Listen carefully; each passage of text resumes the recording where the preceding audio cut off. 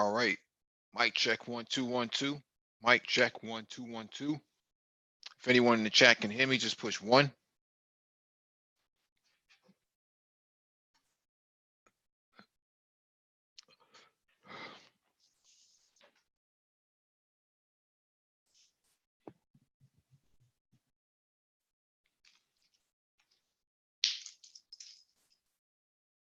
Let me make sure my volume is up.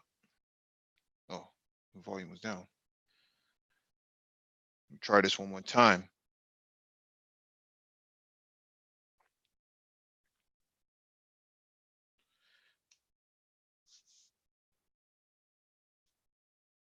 Oh, okay, I got a confirmation. DE Raptor says he can hear me. Thank you, DE Raptor. Welcome back to the Black Brain Trust. This is Black Car Talk, episode 356. Please hit the like button as you come in. Share the video if possible. Hit that notification bell so you get all the updates from the Black Brain Trust, including those posted on the community tab that we post quite frequently on throughout the week. There's a document in the description beneath the video for you to follow along with. Also, if you want to get on the panel and engage in the conversation or contribute to the discussion, there'll be a link in the in the chat for you to get on the panel. When you click the link and you're in the waiting room, make sure you raise your hand, or else no one will be able to advance you. You'll be sitting there for quite some time.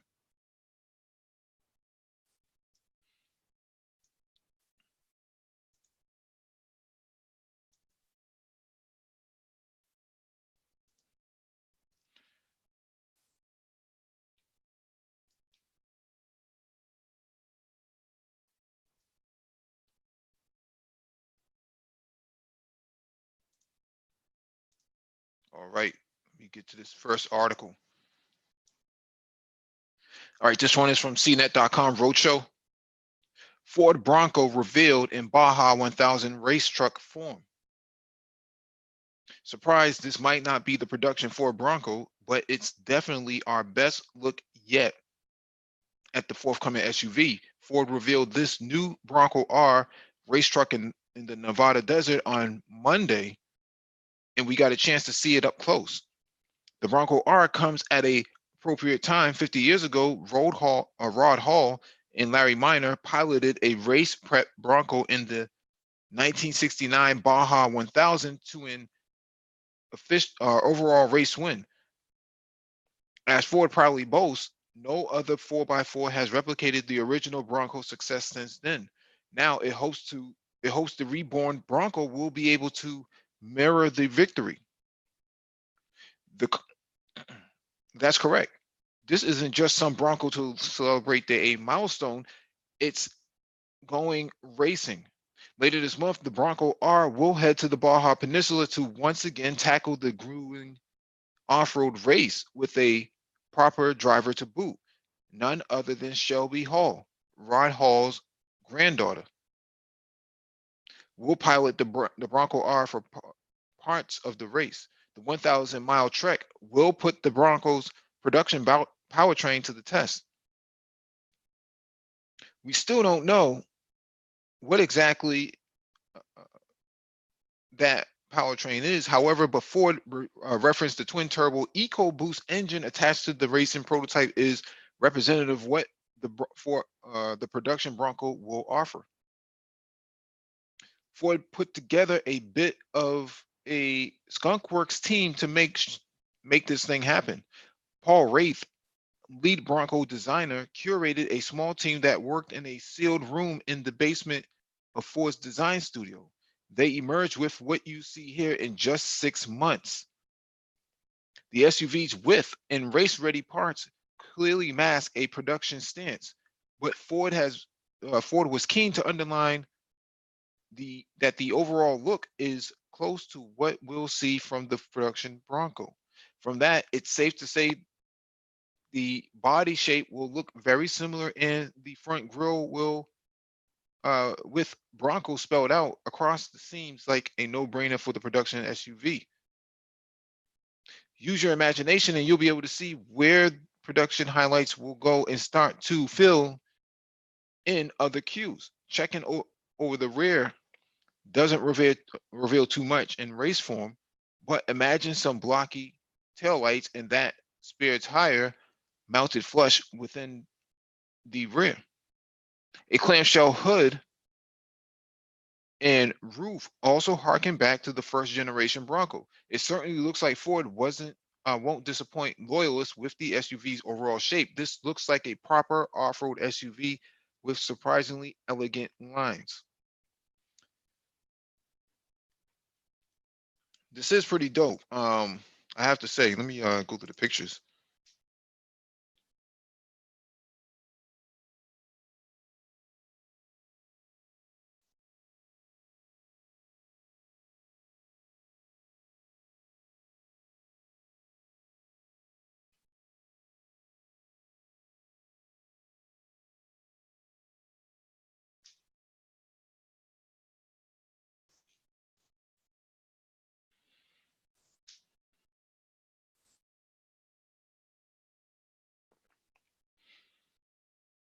This is a truck that should have came out, it should have come out probably maybe 10 years ago. They should have done this.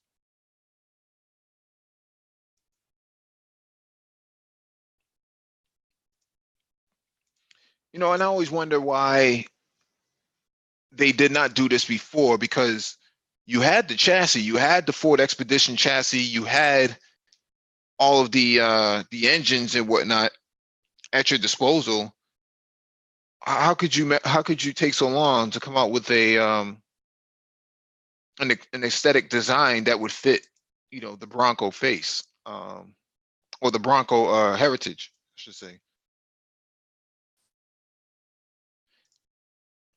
But I guess better late than never, because the mock-ups look really, really good, and this still looks good even in race form.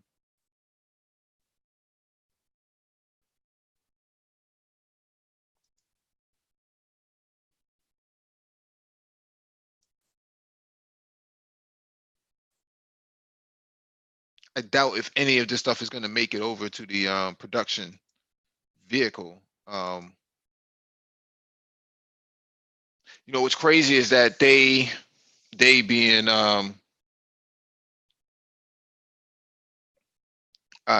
Ford has to look at Jeep and their Brute, the Wrangler, the Brute, and the success of it, and have to be kicking themselves every single day, saying we missed out on a big portion of the market by not capitalizing on the Bronco sooner. The last Bronco I think they made was 1996. I think that was the last one.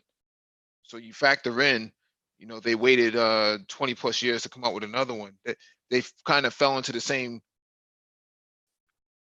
loop that Toyota had with the Supra. Yo, what's going on, Ty City? What's up, bro? Sure, man. Yeah, I know you said they should have had they should have been in the game already, but man, that Explorer platform, man, that it was garbage, bro. What about the Navigator platform, the Expedition platform? They had that. Uh, I think that would have put it that they well remember back then they had two Broncos. They had the big one, they had the little one. Yep. You know what Bronco I'm 1 saying? and Bronco 2. Right. So if they was to get in there, they have to compete with Jeep. Mm-hmm. Jeep, I forget the numbers, but Jeep sells quite a bit of Wranglers, man, with very little um, update to the design itself. I mean, it hasn't really changed all that much over the years. I mean, yeah, you probably have a few material changes, but there's the aesthetics of the vehicle itself has not really changed. It's still pretty much all the same thing. Yeah, but I mean, you had the Xterra, the Montero Sport. They would have been they would have had to bring it, bro. It would almost had to be guaranteed. You're saying that the Xterra and the Montero Montero, yeah. was competition 10 years ago, 20 years ago? No, I'm saying that if they were to bring the Bronco out again, Mm-hmm. well, you said it was a missed opportunity, but I don't think it will. I think they looked at the landscape and realized that, you know what I'm saying, they would have had to make it work. But what I'm saying is the Wrangler sells no matter what. No, I know the Wrangler, but the Monteros was flying. Mm-hmm. They were selling Xteros that like it was people that was selling them. You know what I'm saying? They was selling that same group that they would have had to fit the Bronco in. Mm-hmm. I think it's because people didn't have any other choice but to buy that, right? Yeah, and they would have had to they would have had to make it the big Bronco if they had to do it. I don't see them making like a smaller Bronco. Yeah, but they had the chassis, right? They had the Expedition chassis. That's what I'm saying. They had the chassis. Wasn't really that much they need to do other than put on some cosmetics, but they invested a whole lot into the Navigator. Yeah, I think it was a lot of stuff they was doing that they dropped the ball on. Mm-hmm. I was working at Ford at the time when they had people coming in and they was talking about bringing the Bronco back.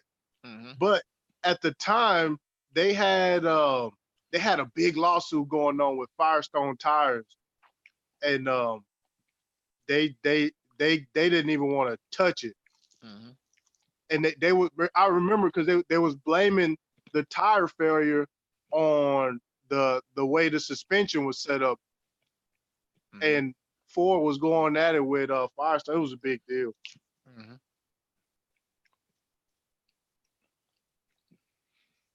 Yeah, let me go through this one, man. From the things.com. 20 photos of the nicest JDM sports car modifications. Yeah, this is looking real butterlight right here. Yeah, that's tough right there, bro. What kind of wheels are those, Ty? Those are Watanabes. Yeah, man. Yeah, You they call them bananas. hmm Yeah.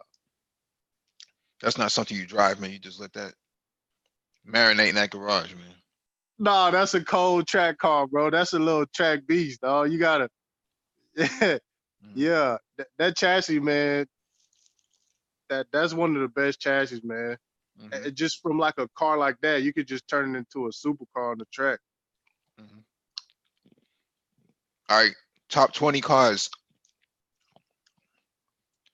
20 photos of the nicest JDM sports car modifications. Number 20 is Honda Civic Type R. Not feeling it, bro. I'm not feeling it either. Yeah, not feeling that.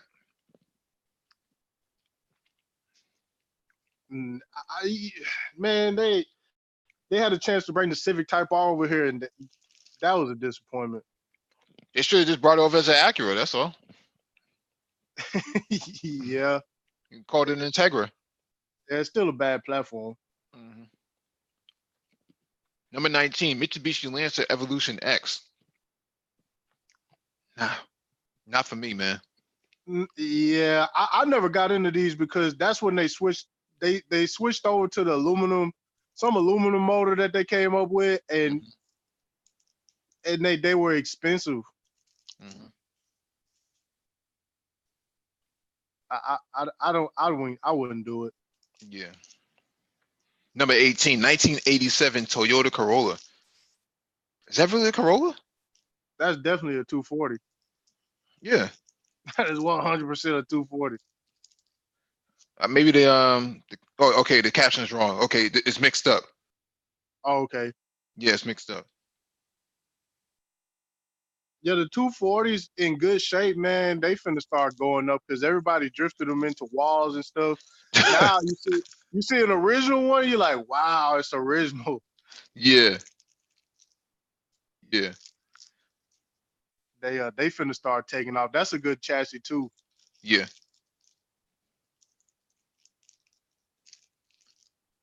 But that's the A86 right there.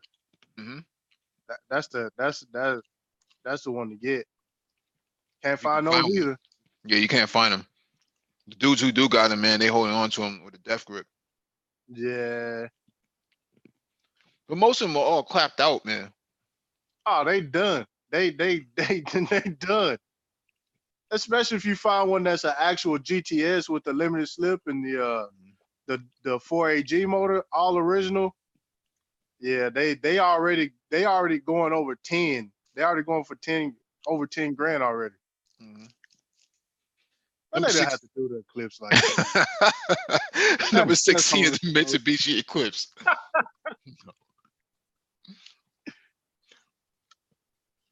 Damn, that's like the Icy Hot Stunner one, man. No, I was just about to say that.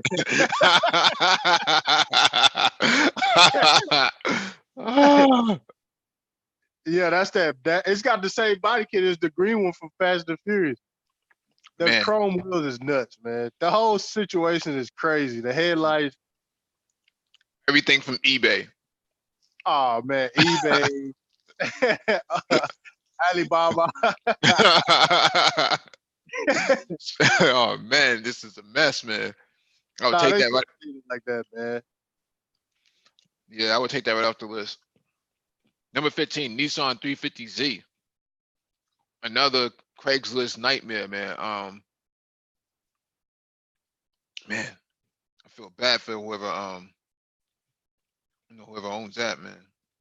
I mean, she got a hood scoop. I mean, a roof scoop, and all these scoops on the hood. Like, what were they thinking, man?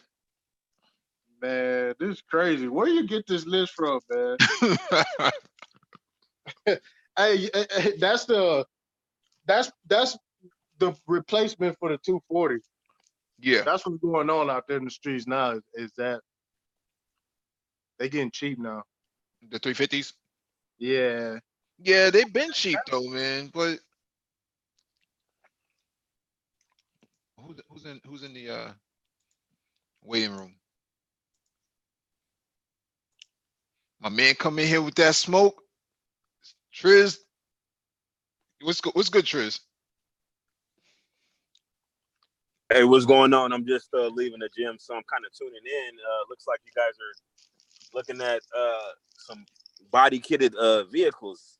20 JDM cars, man. 20 JDM cars on their list of the things.com. So it's a bit of a freak show, man. Yeah, that's the thing. You know, when you talk about especially in particular body kits for cars, Mm-hmm. you know, is very, very iffy. Number one, the company that you get it from, is going to determine like how well the fit and finish is.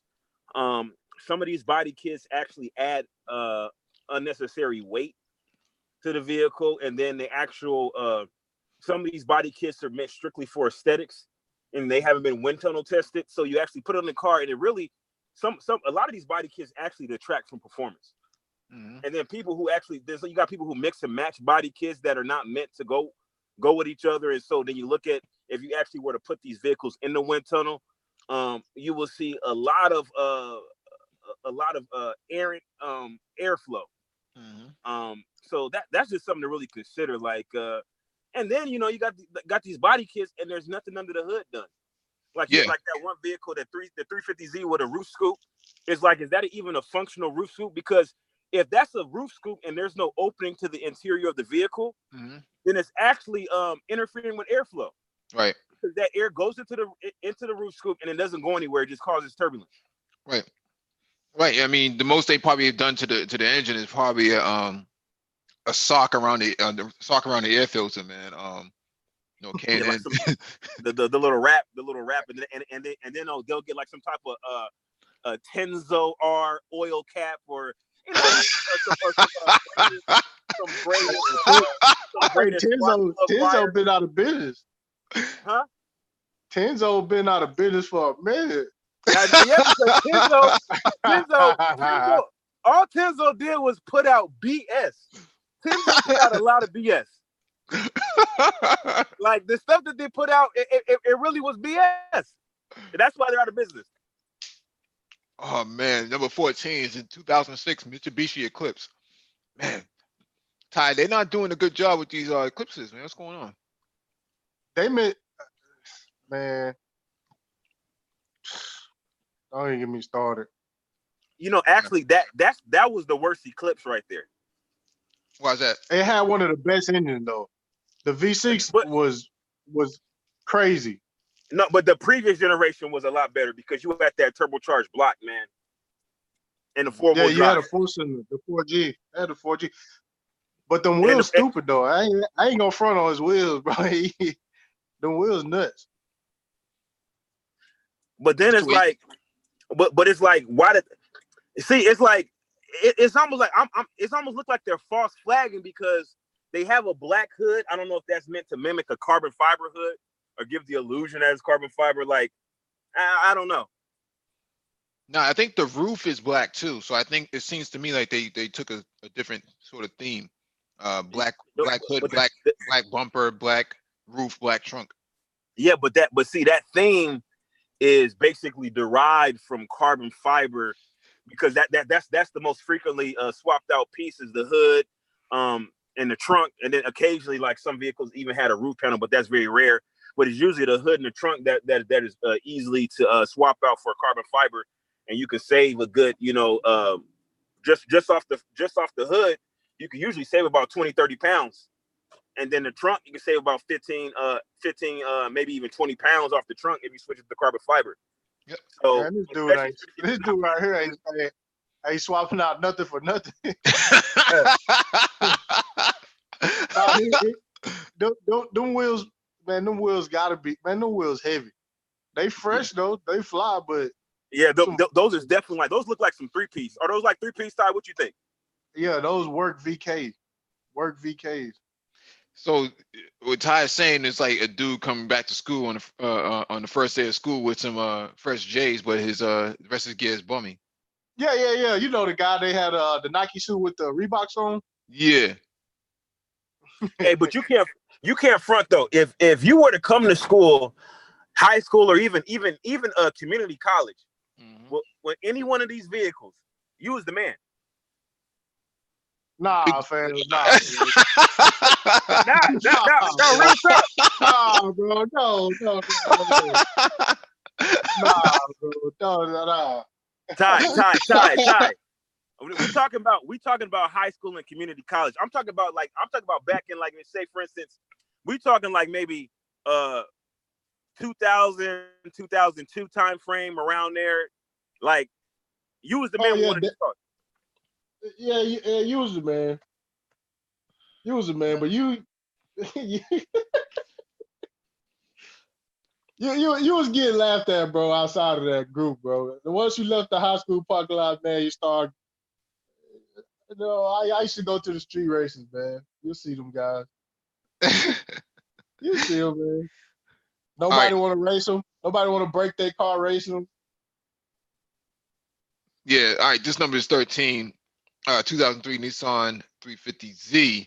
I don't know what this is right here, man. Let me read the caption. On the other end of the spectrum, we have a midnight black Nissan 350Z, an early model from 2003.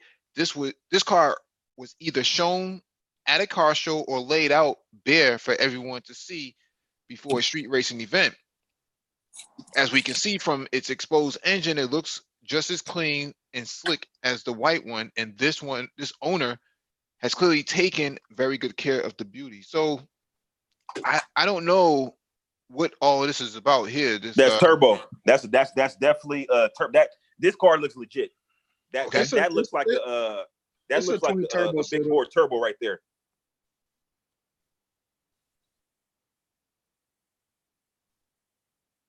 It's a twin turbo setup. Power wise, what is it doing? You can't tell just by looking at it, but a twin turbo kit's got to be doing 600-700, right? Well, it really depends though, because you have to look at the actual size of the turbo, because it depends on how they have the turbo set up, because you could have a big turbo setup. Usually a twin turbo is when you want power at a broader rev range. So you want power that's available down low, and you want something that's going to spool up quicker. And if you got like a single turbo, that's like if you just want, a lot of horsepower top end. That's a twin turbo setup. Mm-hmm. Yeah, so you're probably talking about a vehicle that's very, very versatile. So it may not have the highest specific output, but because it's a twin turbo setup, you're gonna have power available like probably down from like 2,000 to 2,500 RPMs. You're gonna be making some good power down there. So this car is probably like a all around performer. You know what? I'm gonna go ahead and say that's the it's got the it's got a 350Z motor. That intake manifold was made. Yeah. Yeah. But by who though? No, I don't know what somebody put the work in, because you can see right there off of the intercooler piping where it goes from 2 pipes to 1. Mm-hmm. That's how you know it's a twin turbo setup, because that intercooler actually got 4 inlets and 2 inlets and 2 outlets for the separate banks. Mm-hmm. But somebody put some work in on that. All right, number 12, Honda NSX. Nah, man, I'm not feeling this fiberglass right here, man. Nah, you know me, I like the pop-up version, bro. I don't like that. I don't like that. Not feeling that at all, man. Those Not that I wheels would. expensive, though. What'd you say? Those wheels expensive. Those are what are those? TE37. Yeah. They made by Volks. Yep. But that they actually made a limited edition with that green for the Takata company. Yep. For the seatbelts. Mm-hmm. Hey Ty, and aren't those one piece wheels too? Aren't those one piece? Yeah, they one piece, but they got a real exotic forging process. I know that's the reason why they're so expensive. Yeah, they high. They want wheels. It really the manufacturing process on those is really difficult. Yep. Mm-hmm. All right, number 11, the Nissan 350Z again. Mishimoto oil cooler up front. Yeah, that's an oil cooler. I'm not feeling it though. I have to be quite honest, man. I'm not feeling this at all, man. He got luxury wheels on it. I don't think he should never put the oil cooler on there. Yeah. Those wheels are made in it's a company called Luxury Abstract. They on the East Coast, but they only make wheels to fit. Like you have to. It's like a tailored suit. Yeah. When you measure it out, then they make the wheels. They don't keep no wheels in stock. Wow. And you look at the actual the air intake on the front. See that front bumper is definitely aftermarket. Maybe even customized. And the air intake at the front. I'm wondering if there's some type of dual air intake. I mean, dual cold air intake that's split. That's being fed by those inlets. What do you think, Ty? I don't think so. You think it's just for looks? Yeah, I mean the car is on air ride, and it's but I mean, even still, I don't think he was going for performance. No, it's like his fenders all rolled and everything. Yeah, you wouldn't want to see those tires are stretched. But that's the way you like it though, Ty, right? I don't like the tire stretching. Some people like I personally like a nice ride height. I like it to look stance while it's at ride height. Mm-hmm. That right there is dumb. When you raise it up, it's gonna look goofy. Yeah, but you like swerving around uneven manhole covers and sewer hatches and shit like that, going through the street mad slow, holding up traffic, right? Absolutely. Absolutely. And then you got to take that slight angle going into the driveway or any sort of drive through or something like that. No, but not if it's an air ride suspension. You just raise it up. You just raise up the front. Dude, you gotta have coilovers, bro. And my RX-7, man. Yo, my RX-7, man. I used to have. I had to get a daily driver, bro. I was scraping everywhere. How many oil pans you lose? I put I had a piece welded to my subframe. Wow. Yeah, so I was like, I could be a little bit brave, but I remember before I had the limited slip, my car would get stuck, and then one wheel would be spinning because the other one's spinning. All right, number 10 Yeah, is this, it no. this number 10 is this Honda NSX. Yeah, I like that. I like that. I'm not feeling that at all, man. That's Oh just man, I too like much, that. man. It's too much, man. Yeah, I like it. It got the what is that, a scoop at the top of it? Yeah, Yeah, Yeah. that's can't called do that's the the paint, bro. NACA duct. That's the You NACA lost me duct. with the paint, dog. I can't do the I can't do the paint, man. Yeah, man. Yeah, it's metallic paint. But see, here's the thing. You know what really confuses people is kind of misleading. Like if you look at the last sentence and it talks about a stroker kit. Well, number one, I'm not feeling putting a stroker kit on an NSX. I mean, this is not the type of car you put a stroker kit on. Stroker kit is for like you put a stroker kit on a drag car that you want the quarter mile times, not on a car like this. Mhm. But number two, Nah, I don't. Nah, bro. Nah, I don't think so, bro. Here Huh? comes Todd City, man. Nah, bro. I don't think so. And when they say stroker kit, with that motor that they had in the NSX went from 3 liters, they pretty much just took it out of a later model, swap the cranks out. You need that power, bro. Especially no, in but I would rather you get the power derived from a turbocharger, maybe even a supercharger kit. Like I wouldn't put a stroker because it really changes the characteristics of that engine, and you know you sacrifice some of the top end. So I would rather have like a turbocharger or supercharger setup. But anyways, the point I'm trying to make is that when they actually quote the power outputs, the 270 horsepower, like where is that power derived from? Is it at the crank or is it at the wheels? But because you know the That's at the 415 crank. horsepower, exactly. But the 415 horsepower is at the wheels. So it's kind of misleading because you're not really sure about what the actual power increase is.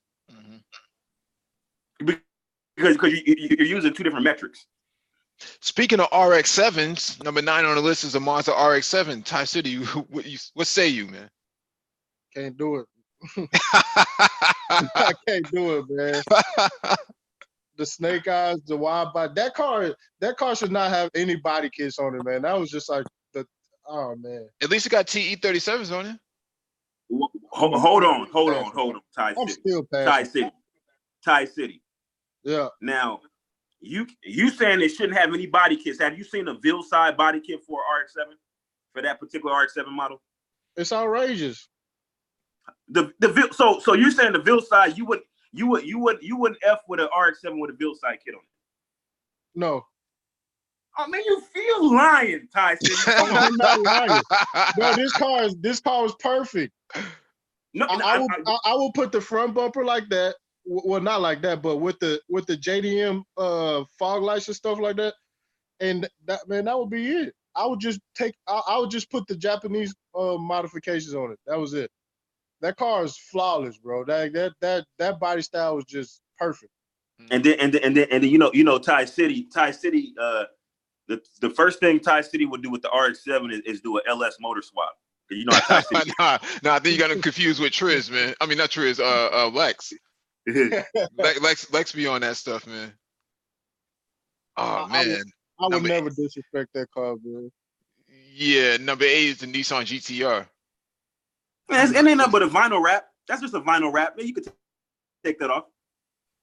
I think they modified the hood, right? That's got to be modified. Yeah. I don't know. It looked like a rendering. Well, I mean, it's rendering of something, right? I mean, they had some kind of ambitions to do something. Nissan's response to the NSX, the GTR, is a 6-figure supercar that comes stock with 3.8 liter V6. That engine that produces between 565 and 600 horsepower. This trippy looking Nismo modification with a custom glittering purple wrap also comes with Honda wheels and some under the hood modifications, as well as a plate that reads "Why so low?" So it is something that must have been produced at some point. That's wild. Yeah, and it is it's a wrap too, vinyl wrap on it. Oh, it's a wrap. Number 7 is a Toyota AE86. This is Ty City's favorite. That right there hard right there, bro. that motherfucker hard right there. Oh bro. no, now hold on, Ty City. Now, you like this, but you don't like an RX-7 with a kit on it. Not a big veil side. Look at this kit. What kind of kit is this? That's just fender flares with No, they have a front lip spoiler. Like this is it got side skirts. No, it got that a rear balance. That's a full body kit. I mean, okay. Yeah. That's a full body kit, Ty City. Come on. Well, what I consider a body kit is when the bumper's been replaced and the back bumper's been replaced. This is like a lip kit.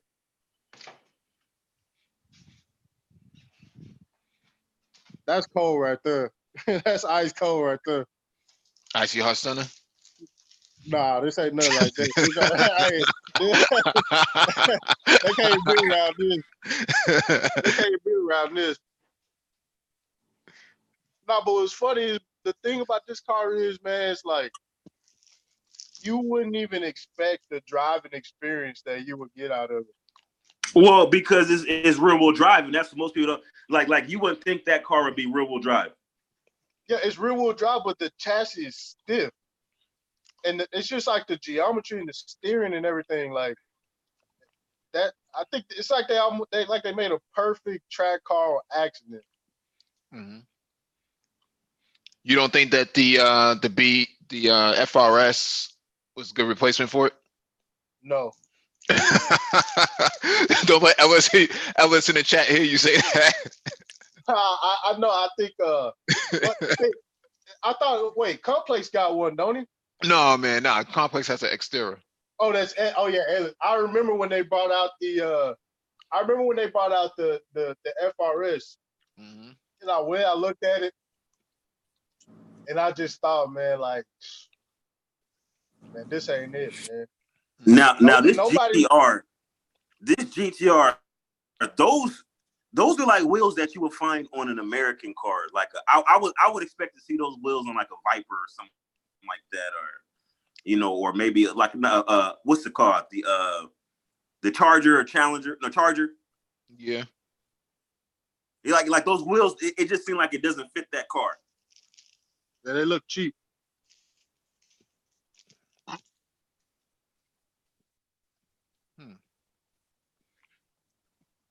I'm not with the back. Now, Ty City, those are aftermarket canards on the front, right? Ty City. Yeah, those aftermarket canards on the front. Yeah, those are diplanes. Yeah. I don't like those either, man. It look like a catfish in the front. Well, I mean, but canards are actually functional. Because if you're at high speed, they're functional, but standing still, they don't do nothing. But I wouldn't do it. You look at this car, right? It doesn't look like they were going for aesthetics. It looks like they were going for function, like because it's not over styled. It looks like this car may actually be a performer.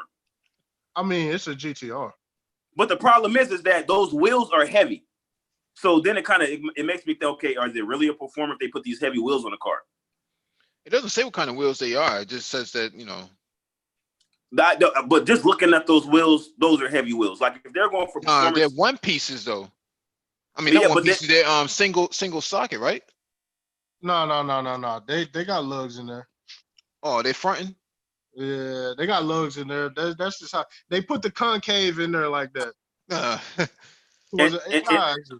I wouldn't do it, man. and then those look like, what size do you think those are? Maybe like 21s, 22s?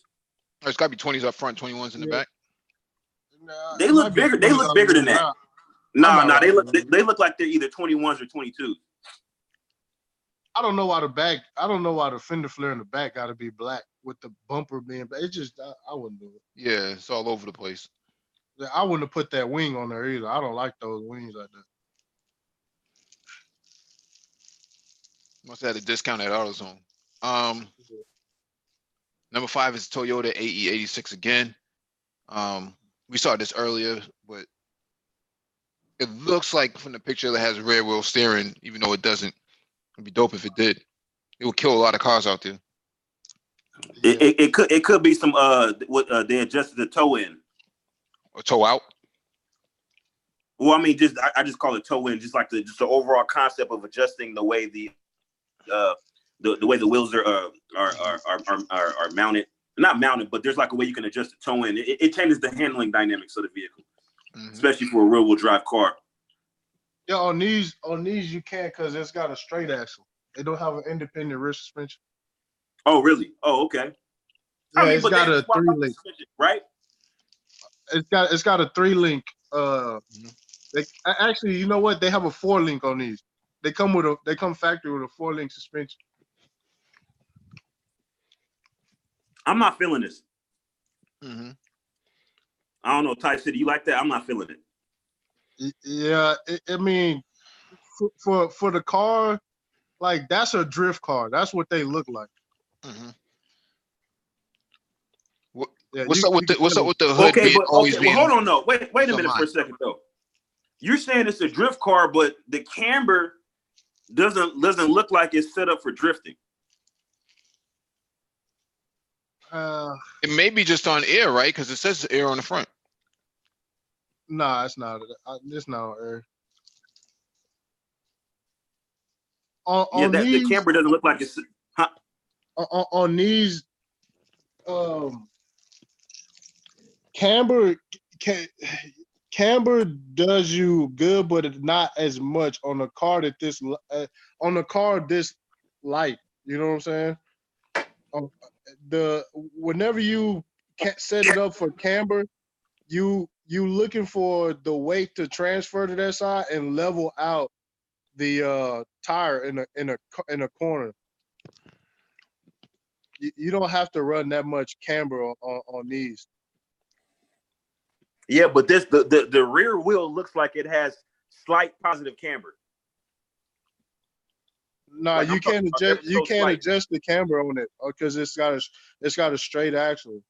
There's no adjustment for camber. You can't adjust camber on a straight axle. But that camber don't look stock though. I mean, because look at the front. The front has a little bit of negative camber on it. Yeah, because the front you can adjust the camber. You can adjust the camber through coilovers at the top of the coilover on the strut. But on the back you can't. On a straight axle rear end, you can't adjust camber. I think they just staggered the wheel, right? Yeah. It's staggered for sure. Yeah, it looked like it's much wider than it should be. But what's up with the hood, man? Why they always what's with this? Engine swap? Is there engine swap in there that they can't close it? Yeah. No, on this one, I think the hood is actually just made like that. I think it actually curves like that. Wow. Yeah. Number 4, Subaru WRX STI. That looks like a rendering, almost. It doesn't even look real. Well, let's read the caption. Subaru is a company known for their Crosstreks, but before that, we had the Impreza WRX STI, an amazing sports sedan car that was practically made to be modified. This particular WRX STI smashed an Isle of Man TT lap record. Driven by rally ace Mark Higgins in 2016, he drove the 600 horsepower 2-liter turbocharged car around the track in 17 minutes and 35 seconds with an average speed of 128.73 miles per hour. He smashed the record by almost 2 minutes. That's a 2 minute to beat that record by 2 minutes was astronomical. Yeah. That car's empty. There ain't nothing in there. Why are you laughing, Ty? Nah, time to get to that Supra, bro. yo, hey, I've never seen a Supra with that particular kit. I mean, that's like a full. I mean, it looks like a totally different car. No, that car right there was made by I can't remember the tuning company that made it. Top Secret. Yeah, Top Secret is a famous tuning shop that modified this Supra, making it the only one powered by a V12 engine, giving it an astounding 900 horsepower. Yeah, the V12 that they used came out of the Toyota Century, which is like Like a ultra luxury car that they have in Japan. Yeah, matter of fact, they don't even make the V12 in the Century no more. They discontinued the V12 version. Yeah, they put some money in that car. That car they probably put at least a couple $100,000 in that car. Mm-hmm. No, it's an old man. It's an old Japanese guy that owned that company, Top Secret. He be breaking all kind of like record, like speed records and stuff like that. All right, number 2 is the Mazda RX-7. I'm not feeling it, man. It's too much going on. Way too much going on. That's that kit, Look, I don't know if they built it, but that kit was made by Ariya Mamaya. It's a rotary tuning shop in Japan, and they actually build GT cars for Mazda. Mm-hmm. But you look at the front of that car, in the rear, Mm-hmm. that car is either like, I would imagine that car is either a drift car or something that you can take pipe speed, because the front lip is so long. Yeah, that's a time attack car. Yeah. That's a time attack car, but I don't like none of the body work, but I do like when they put those mirrors up there like that. I don't know why. It look like a remote control car or something. Did you have remote control cars when you were younger? Oh yeah. I stayed with the Radio Shack, man. Oh yeah. That's all I wanted every year was a remote control car. Mm. Yeah, but none of that's cheap. Yeah. None of that all that Ariya Mamaya body work and stuff like that, it's expensive. I wish I had a picture of the back of it, because the back, the splitters that they make for the back, it's cold. But Mm-hmm. I wouldn't, man. It's just too much. It's too much going on, but that's a time attack car. This Blue Beauty has N-key wheels and Agora clutch and an insane spoiler and aggressive body style and a paint job that would leave any JDM enthusiast quite envious. Are you quite envious there, Ty City? Man, I would take all this stuff. Yeah, I need the pop-up lights back and everything, man. All right, number 1 is the car right there, man. 1997 Toyota Supra RZ.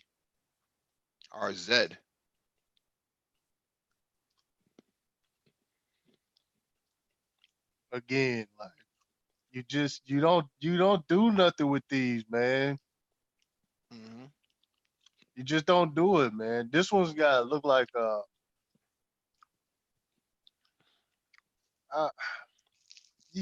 okay, see around the headlight, the fitment. Mm-hmm. That's because that's what Trill's talking about. The aftermarket fender, like the fitment around the headlight, it's just off, man. You don't do that. You just don't do it.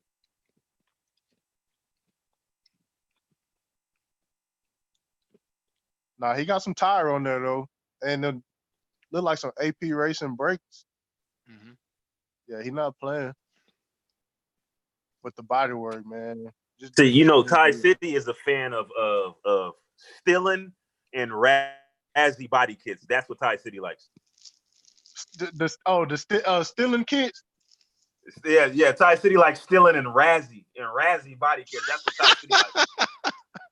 Hey, Stiller made some nice stuff for the 300Zs. Yeah. 350Z too. Yeah. Dylan makes a lot of trash too, Ty City. Razzy I'm just saying. Razzy makes body kits for like if you got a Ford Contour, go to Razzy. They'll get you a body kit. Hey, Stiller was holding it down for all the Ultima guys. Oh yeah. Guys running around with SCRs, man. Yeah, yeah. Still had something in the cut for you, man. Crazy. This shit is crazy. Let me drop the link in the chat one more time, man. I know some guys might be wanting to get on.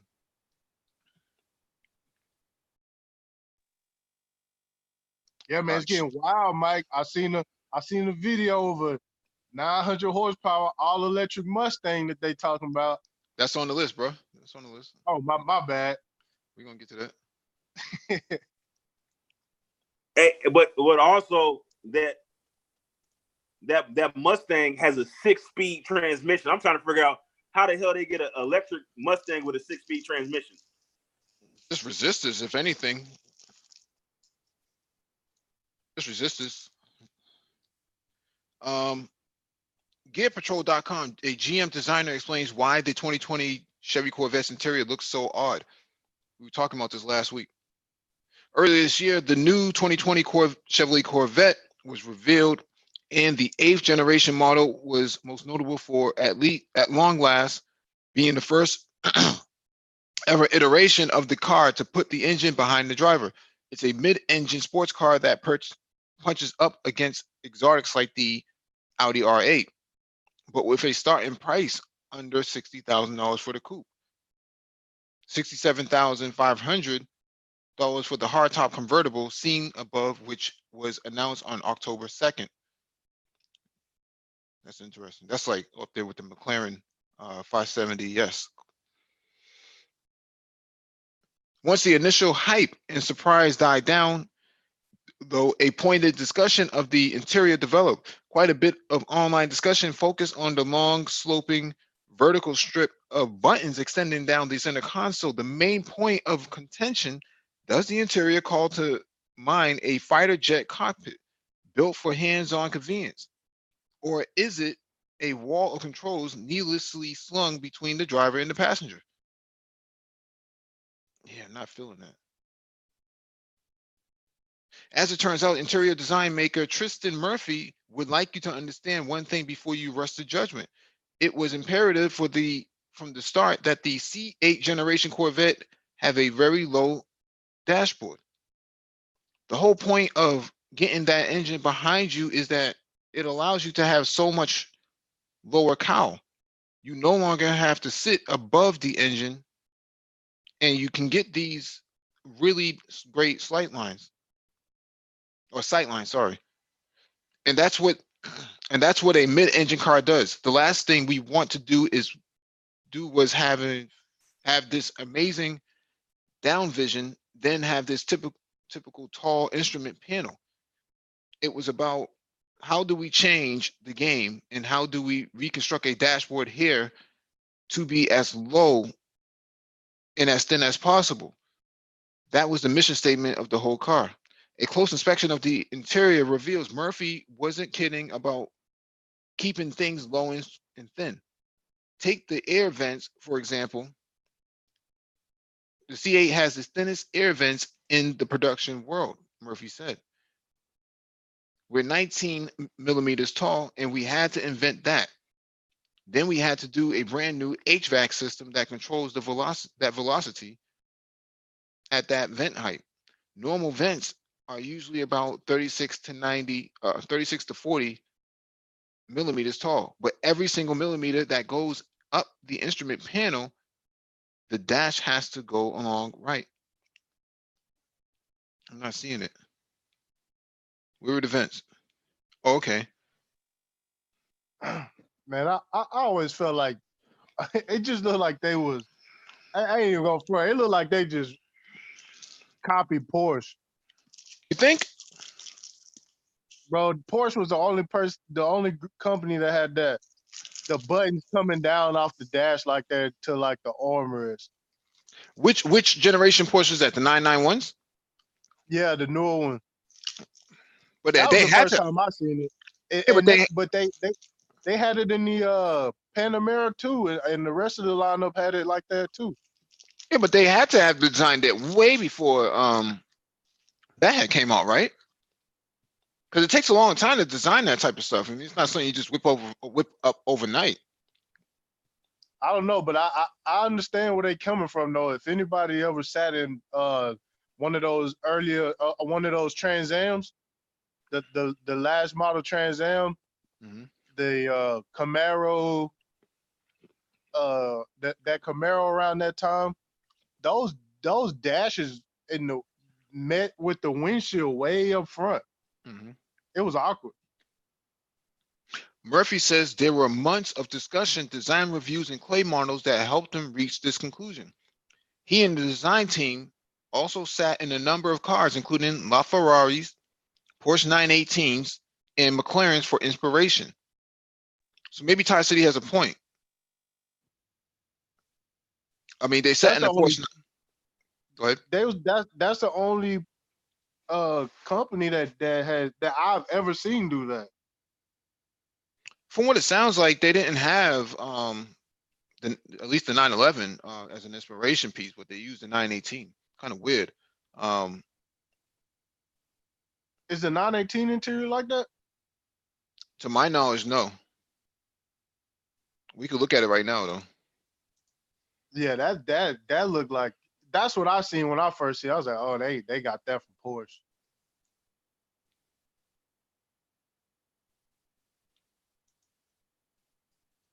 I mean, it's as from a design aspect Mhm. to have all those buttons running down that rail like that Mhm. looks way better than buttons cluttered up by a radio and stuff in the front. This is a 918's interior. I'm not seeing the relevance there, but somehow they figured it out. Um,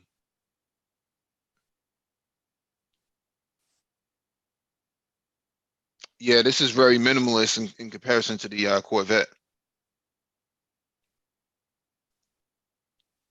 I think that 991. And they're just not saying anything. Yeah. The 991, the Panamera, like it's like a design feature for like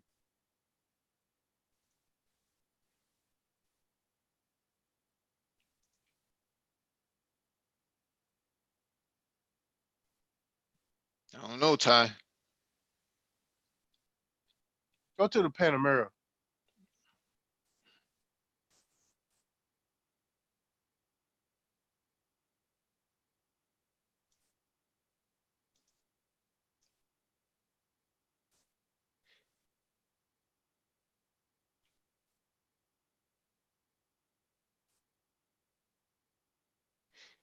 I don't know. I don't know. I don't remember what Porsche it was, but it was Porsche, And you and they might be had the thinking of the Cayenne. what? I don't remember. I know it was a Porsche, and they had all the buttons running down off the dash into the armrest, just like the Vet.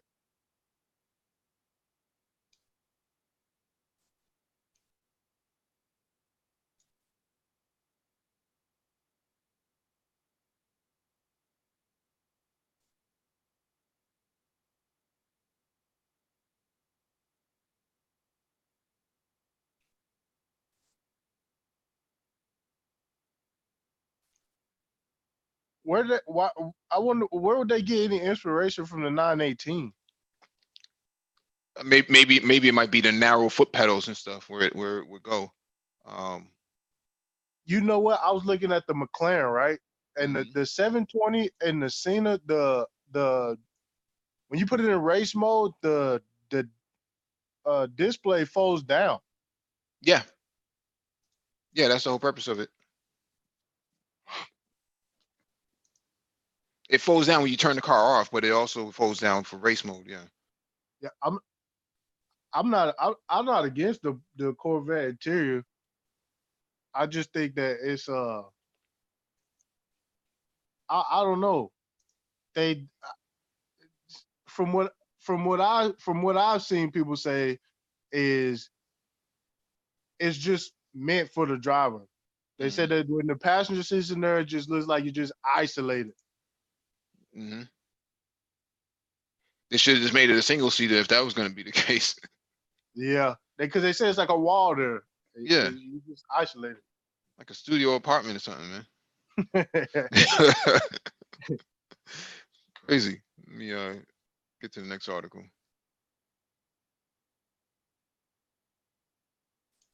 I do need Paul to pop up because y'all had me thinking that I was tripping about that Ferrari F40, man. And I was watching some videos the day before yesterday. Bro, the Ferrari F40 is a legend, bro. Of course. I don't think anybody's disputing that. Who disputed that? Paul told me I was tripping. I think in the context of what the discussion was, I think you might have been tripping. 'Cause the Ferrari was never it doesn't have a trunk. It doesn't. It's not even meant to be on the street. If that makes any sense, it wasn't meant to be on the street at all. It doesn't have a spare tire. It doesn't have anything. I don't know. I need him and Complex. And Complex. That Ferrari F40 was the truth, bro. It And I still think is. they were saying that it wasn't one of the what they were saying. They said that it wasn't one of the best road going like race cars or something. No, it wasn't. The turbo lag was too much. You wait for it and then it kicks you in the back like a donkey. But you know what? I watched that. I watched them looking. I looked at the architecture of the F40, right? Mm-hmm. And Carbon fiber. then I looked at the SLC, Mm-hmm. and I was just sitting there. I was just thinking, like, wow, you could build something like the F40. Oh yeah. Oh yeah. I think that's where the SLC got their inspiration from, was from the F40. Yeah, because that was. I was just looking at, like, damn, look at this. I was looking at the front suspension, the rear setup. Mm-hmm. It was laid out almost the same. Yeah, the only thing is you can't sell a replica Ferrari inside Italy, right? Because it's against the law. They'll crush it. I think the main inspiration was the F40, but the problem is that it doesn't sound anything like an exotic when you put that LS motor in it. It just sounds like a truck, that has a bad idle to it. That doesn't sound exotic. No, it don't sound exotic, but at the same time, the engine that came in the F40 is dated now. Oh no, I was just referring to the SOC, because the SOC was trying to mimic all of the inspiration of the F40 and F50, but it failed with the engine. Right, they were very, very close to it, but they failed with the engine, and a lot of people complain about that big chugga chugga chugga chugga chugga sound that it makes. And it's like a diesel truck or something. It's like that didn't sound very good. So people Well, have been searching for an engine that can give it the exact exhaust note. The closest thing they've been able to find is only one person I see from the forums was able to shoehorn a GT3 engine into it from a Porsche 911. Well, I mean, if you want to mimic the exhaust sound, like, okay, say for instance you have an LS motor, Mm-hmm. right? You can mimic a flat plane crank sound by putting 180-degree headers on it. Now, the 180-degree headers on the LS motor is going to compromise performance slightly, but you will have that exotic sound. Mm-hmm. And as far as alternatives to the F40, the Venturi Atlantic. Remember? Do you remember the Venturi Atlantic 400 GT? Yeah. That was specifically meant to look just like a Ferrari F40. Those are way out of production, though, right? Oh yeah, they've been out of production for a while, but you may be able to find one because they're not as desirable, not even close as the Ferrari F40. So like, if you want something that, it may be even cheaper to get a Venturi Atlantic than it would be to buy a Ferrari F40 kit car.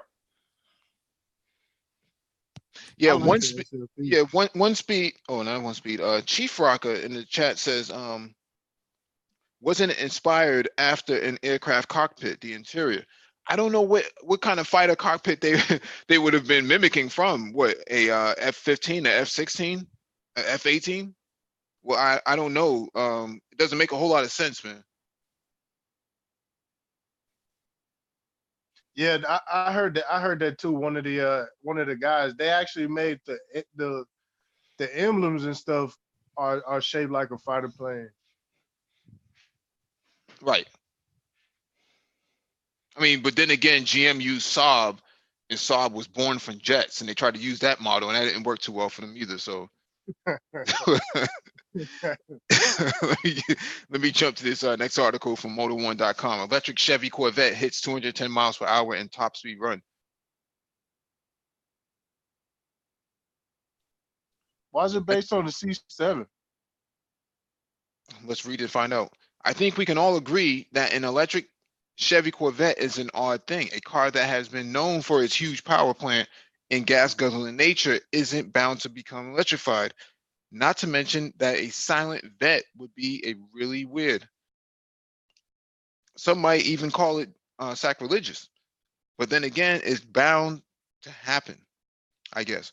With several aftermarket gurus out there, it's only a matter of time before someone puts on motors on a vet, because let's face it, we're on the age of electric cars. So that's what we have here. And a Corvette C7 equipped with an internal permanent magnet dual stack motor. There isn't any engine inside the hood here. Instead, the electric motor produces 800 horsepower, 597 kilowatts, and 718 pound-feet of torque, sent exclusively to the rear wheels via an 8-speed automatic gearbox. This polarizing Corvette was made by Genovation based on a 2018 Corvette Grand Sport chassis, dubbed as the Genovation GXC. It has the same exhilarating power output as the usual Corvettes. Even better, sans the grumbling of an internal combustion engine in the front. There's one caveat though. With batteries in place, the Generation GXE is substantially heavier at 4,400 pounds, which is around 1,000 pounds heavier than the internal combustion engine powered C7. But this electric Corvette isn't just about the numbers, as seen in the video by Johnny Bomber, Proving Grounds on YouTube. Genovation GXE was able to hit 210 miles an hour. In contrast, this Corvette C7 taps out at 195 miles an hour, while the latest mid-engine Corvette C8 has a top speed of 194 miles per hour. With that said, it seems like an electric vet isn't such a bad idea after all, is it? Or not? Maybe you decide. So 4,400 pounds is a lot of weight, man. But that seems to be typical, though. I think the Lotus Evija weighs 4,000 pounds, if I remember correctly. No, the Evija is like 37, 3,800 pounds. And the reason why they were able to achieve that low curb weight, despite it being electric, was extensive use of exotic materials, which accounts for that exorbitantly high price tag. Mm-hmm. So it's like, I mean, this vehicle, they could have got the weight down, but it would have been cost prohibitive. And then Ty City, you asked, why did they base on the C7? Well, where are they gonna get a C8 from? I mean, come on. I actually thought this was GM doing that. Nah. No, I'm pretty sure GM has done the research though.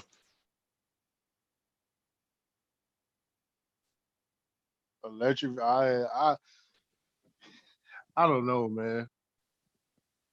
I don't know, man. I feel like where do they even where they getting the motors and stuff from?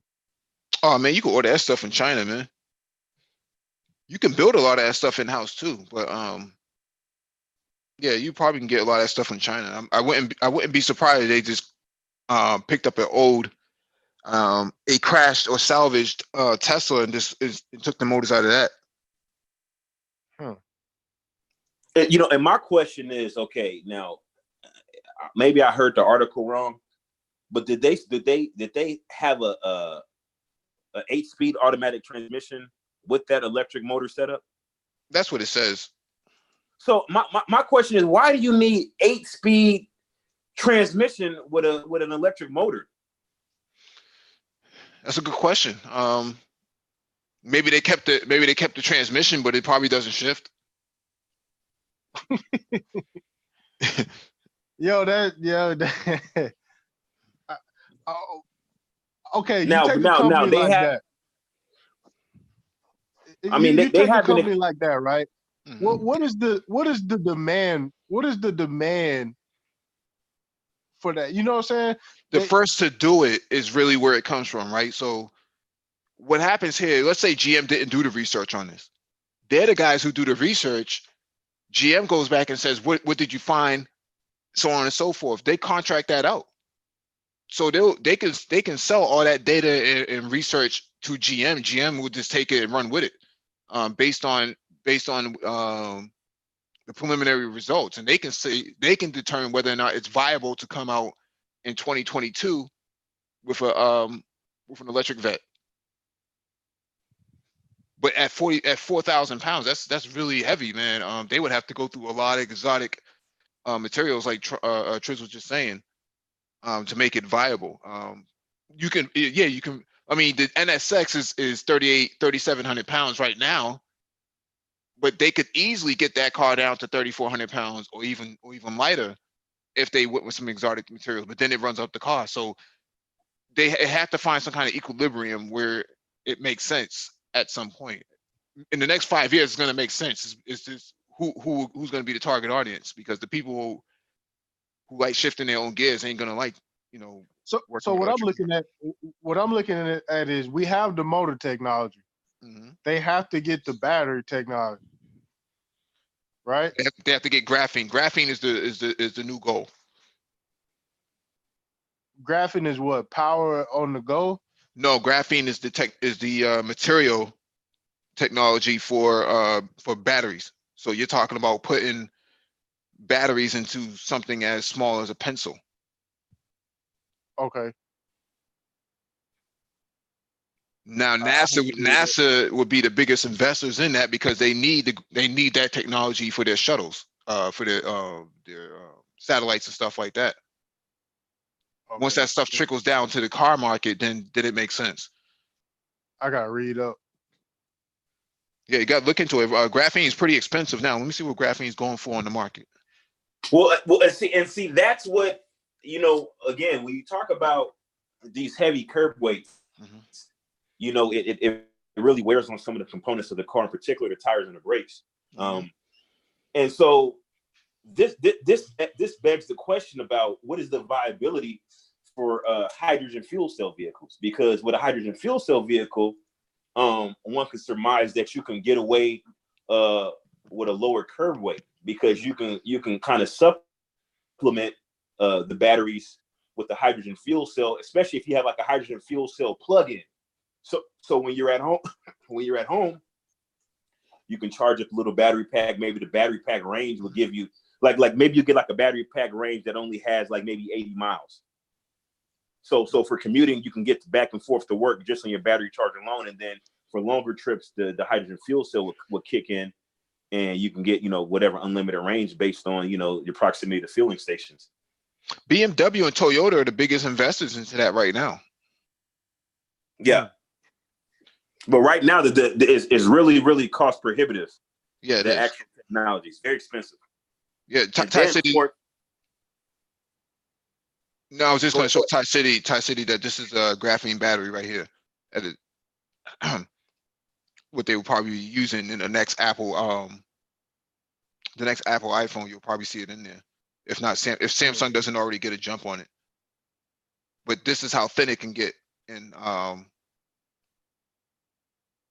the flexibility of it. So you start using this in the car application and vehicle applications, then it becomes really interesting, because it's I forget what the percentage of weight smaller it is, but higher capacity, faster charging, lightweight. So it's significantly lighter than also one of the properties of the graphene based battery technology is is the heat properties. There's a definite benefit. I can't remember the exact specific, but I know it does have some heat benefits or temperature. So graphene is it a mineral? It's a material. It's a material. Okay. It's expensive right now. It's probably what? Let me see what graphene is going for on the market.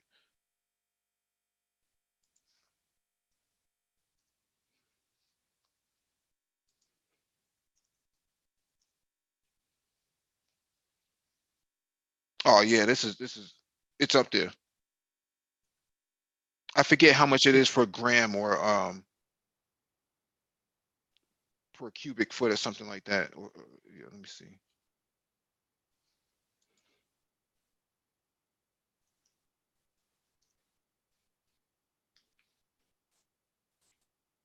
I mean, because $100 to $200 a gram. damn, that you probably need a lot too, right? Oh, you're gonna need what for let me see. I think the NSX uses, let me see,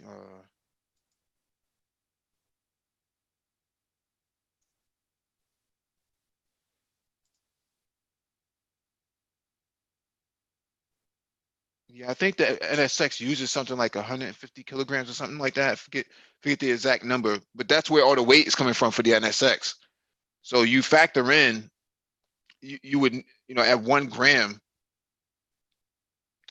yeah, it's gonna cost you a good 20 grand for some batteries. Damn, man. But you know what? On the Corvette, 1,000 pounds heavier, dog. That's the motors and the batteries.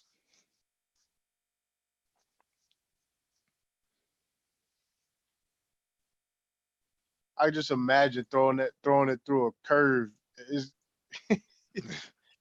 your entry speed gonna have to be you go through that a little bit too high. Okay, but man. look at this Tie City. Look at this Tie City right now. So you take the NSX, the current NSX, right? Yeah. If you were to remove all the hybrid technology from that NSX, right? That NSX would probably be 700 pounds lighter. Like you take out all the batteries and all this stuff, you probably end up with a 700-pound NSX, a 700-pound lighter NSX. So 1,000 pounds, 1,000 pound penalty for that Corvette variant isn't far fetched. No, I know it's not far fetched. I know it's not far fetched. But we're looking at, even at the NSX, you got you got two separate motors, right, in the front wheels. The NSX, there's three. There's one on the transmission. That's the continuous fly motor, and then you have the two motors up front on one on each wheel. Well, that's what I'm saying. Is the weight is more distributed. Well, the batteries are sitting under your butt on the on the NSX. So there's a lot of weight in the back than there is up front.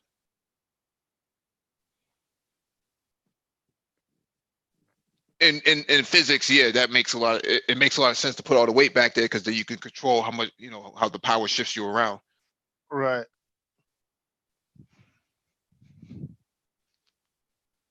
They should have just did a twin turbo V6. They would have sold them all. It is a twin turbo though. No, I think it should have just been a twin turbo 6. It wouldn't have the power that it has now. Well, I mean, no, they could have tuned a turbo 6 to put out that power, but they could have built a turbo 6. But it wouldn't have been as innovative. You see, because it's technology that's not groundbreaking, but the fact that it's a hybrid supercar or hypercar at that particular price point is what's appealing. Even though people are looking at, okay, well, this is still just the Acura, but the fact that they're able to come up with that technology and put it in that price. Well, you have to factor in the car gets 23 to 24 miles to the gallon. That's actually pretty significant. When you compare that to something like a Corvette, where the Corvette is only doing like 14 miles to the gallon.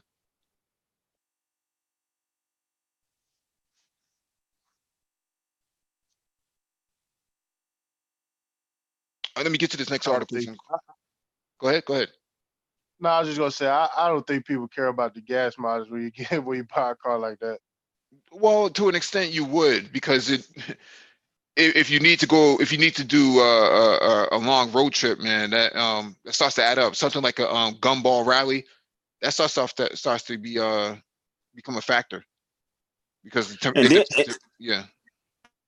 and then you look at like certain markets, Mhm. right? Like, it matters if you try to buy this car in Singapore, and you talk about gas mileage, like they may it'd be significant surcharge and taxes.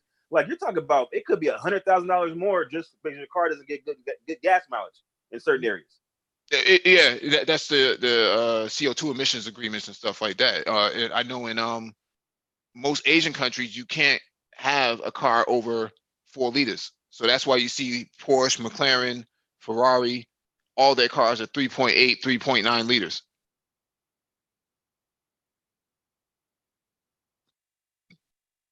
And I think the NSX is what, 3.5 liters. So, all right, let me get to this next one from carbuzz.com. Official 2020 Chevrolet Corvette Stingray delayed by several months. The 2020 Chevrolet Corvette Stingray is one of the most anticipated new sports cars in a long time. However, if you're already placed an order, you're going to have to wait a little longer for the new mid-engine Corvette to arrive. Originally, owners were supposed to get behind the wheel of a new Corvette by the end of this year. Last month, however, reports claimed that the production of the new Corvette has been delayed from December 2nd to January 20th. But now it's official. Just to add to the disappointment, the delay is even longer than the original reports claimed. A General Motors spokesperson has confirmed to CarBuzz that production of the 2020 Corvette will now begin in February of 2020 at GM's Bowling Green assembly plant. The delay was caused by factory worker strikes at the General Motors plant that lasted 6 weeks. Due to the work stoppage, we have had to adjust timing on the bunch of the 2020 Chevrolet Corvette Stingray. Kevin Kelly, senior manager of GM product and brand communications, told us. Retooling at GM's production plant in Bowling Green, Kentucky, to prepare for the 2020 Corvette's arrival is also likely to be a factor. Production of the C7 Corvette will continue for a few more weeks, but it's unclear if the C8 Corvette convertible, which was slated to start in production early 2020, will also be delayed. That's interesting, man, because I would have thought that with all of these 6 weeks delays that they would have retooled the factory during that time. I mean, if you're not going to be at work, why not retool it? But my dealership told me Sunday, man, that the cars that they do have already coming in won't be in until late January. Now you're talking from January to February, and then from February to April. It doesn't look good for GM. They may not be able to deliver this, man. I heard March. Remember, I told you I heard March. Yeah. And they man, I don't know. I don't know, Mike. I think they might have. I think they going automation. No, I don't think you can automate this. I don't think you can automate this. This seems a little bit more trickier, mostly because it's such a complex design. Not to be confused with our Complex design. yeah, not to be confused with our great boy, but yeah, this is really difficult because you could say the same thing about the Porsche 911, but we see how difficult that is to put together. Even the AMG GT series, that's all still put together by hand. Well, see, I'm only suspicious because they don't have any like rolling down the assembly line, or they don't have no pictures or nothing like that. I don't know if let me see. Because they already built some. So they, you know what I'm saying? They already got them built, but it's no assembly.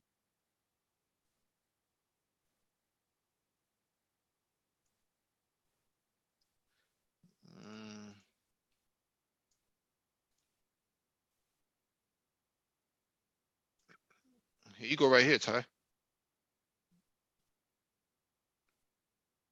Looks like there's a lot of physical labor still going on up in there. The C8. No, that's a C7, but what I'm saying is if it's built in the same factory like the article is saying, there's still a lot of manual labor in there. Yeah, but what I'm saying is they say they have to retool. Or How did they retool meaning that these cobots and stuff need to be replaced so that they can start fitting the right arms and stuff for the C8, right? Because the C8's rear engine, right? So obviously the lift points are going to be different. Oh, okay. All of this stuff would have to be changed out so that they can put the C8s on the same assembly. Yeah, see, GM loves showing the process. They always got pictures. I haven't seen none of the C8. That's why I was thinking that. Oh, more than likely, man, that stuff is all hand put together. Let's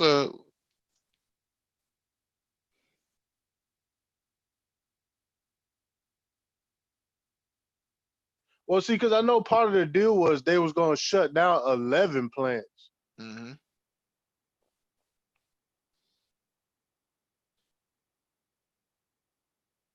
Right, because they got plants in Mexico, right? Yeah, but I don't know how long that's going to go. I do know they have plants in China, so we'll see how that works.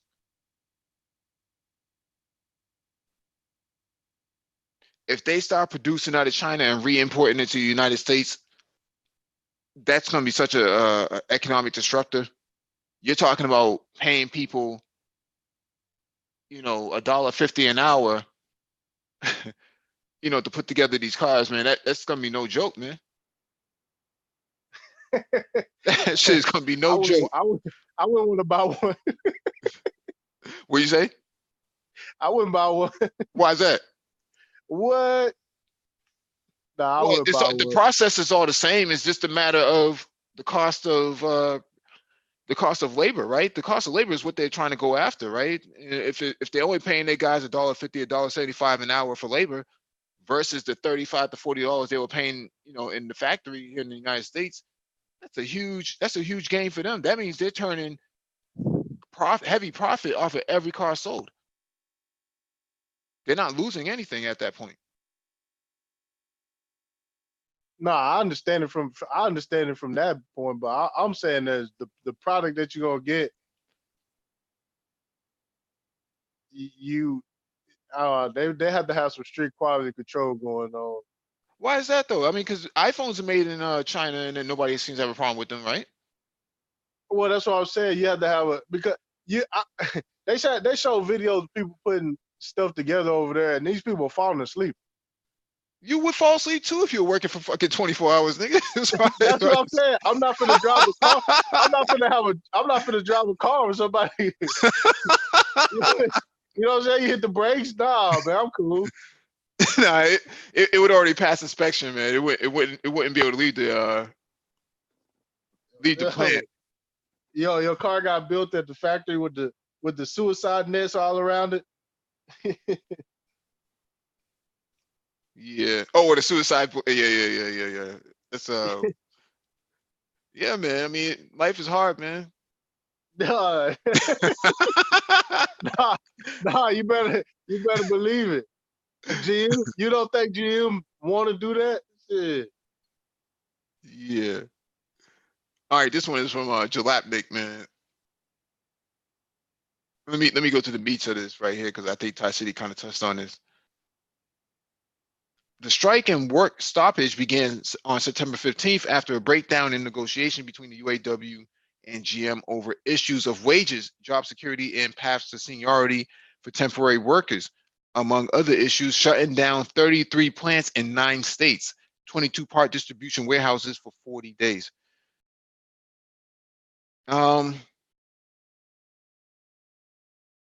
Before GM can retool its Bowling Green, Kentucky plant, it needs to finish production of the last of the C7 Corvettes, the last of the front engines, before it can shut down the line. That includes the final C7, which was sold at auction for $2.7 million. It's unclear if deliveries of the convertible C8, which was originally scheduled for early next year before production was delayed, will also be impacted. So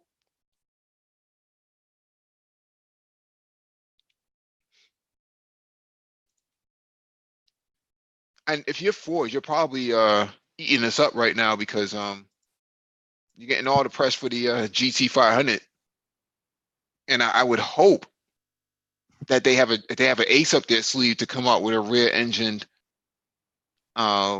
sports car that can compete with the C8. They don't have an answer for the C8. Their bird is cooked, man. Mike, you know what Ford should do, man. They should make a platform along the lines of what the MR2 was. Mm-hmm. They That's should what just they go to should do. Lotus. That's all. I mean, that card on the deck too. I would do that too. Mhm. Nobody has one that's really like in that range no more. Mhm. Like the Ecotech V6 would be perfect for that too. Mhm.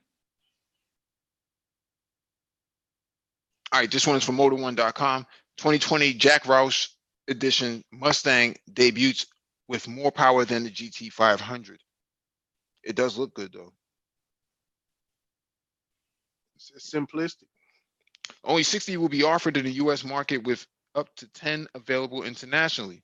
It was nearly a month ago that Roush teased its most powerful tuned Mustang ever. Now the Jack Roush edition Mustang with from Roush Performance is here, and it looks quite the machine.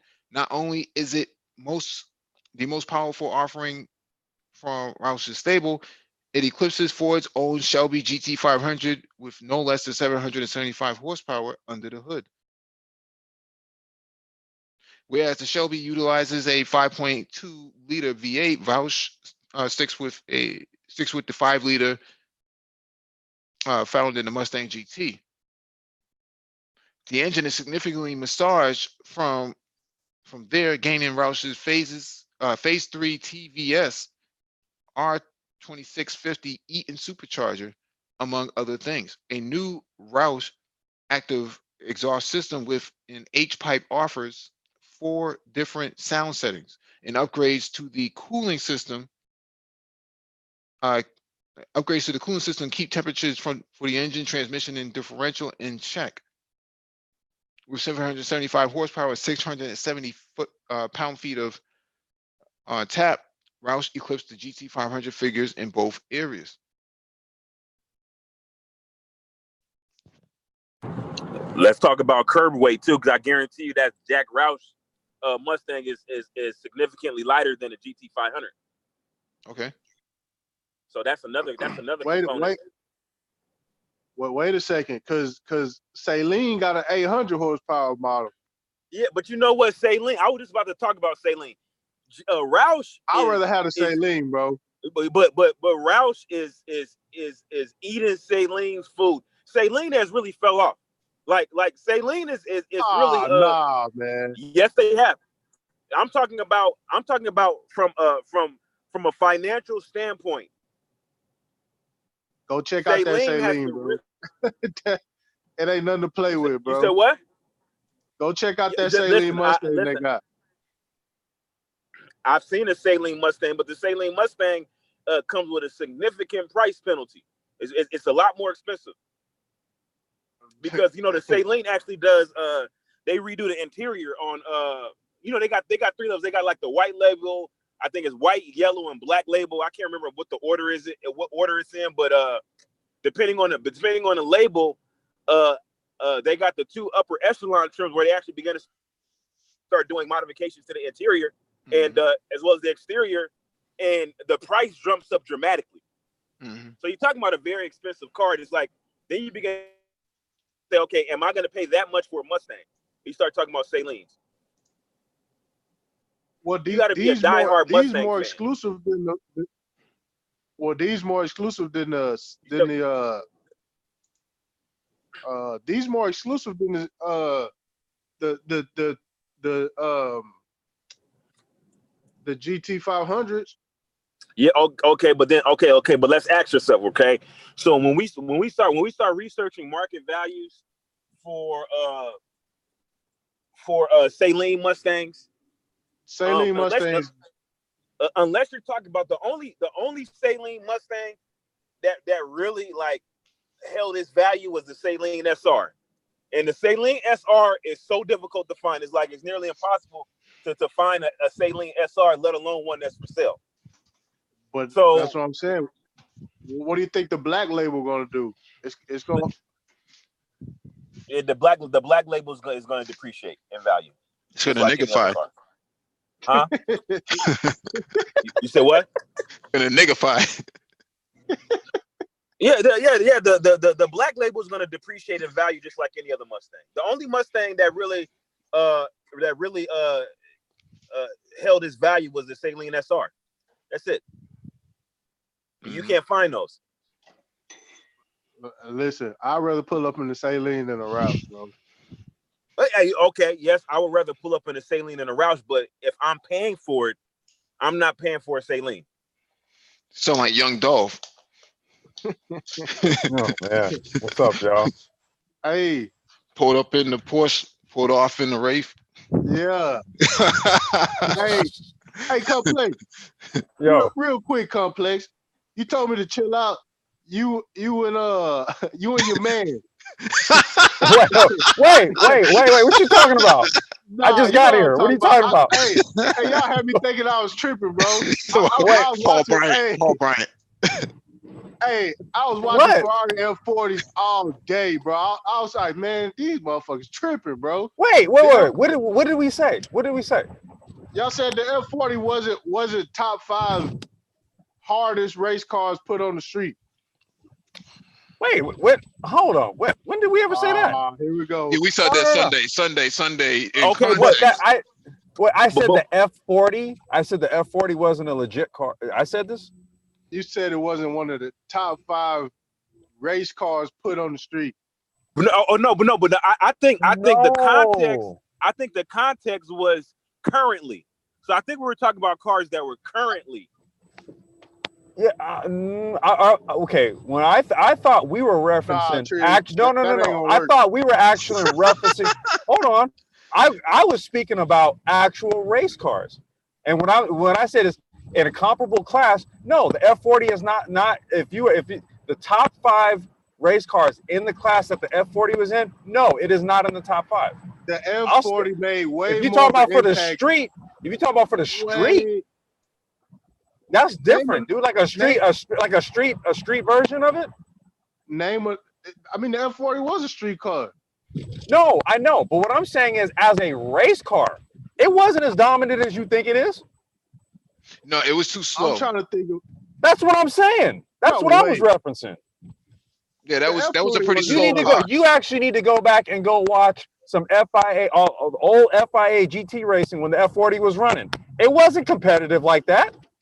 We was talking about on the street. No, I wasn't talking about on the street. I'm talking about exactly what I just said. Oh man, incompetent. No, dude, we need to go back and revisit that. In competition, the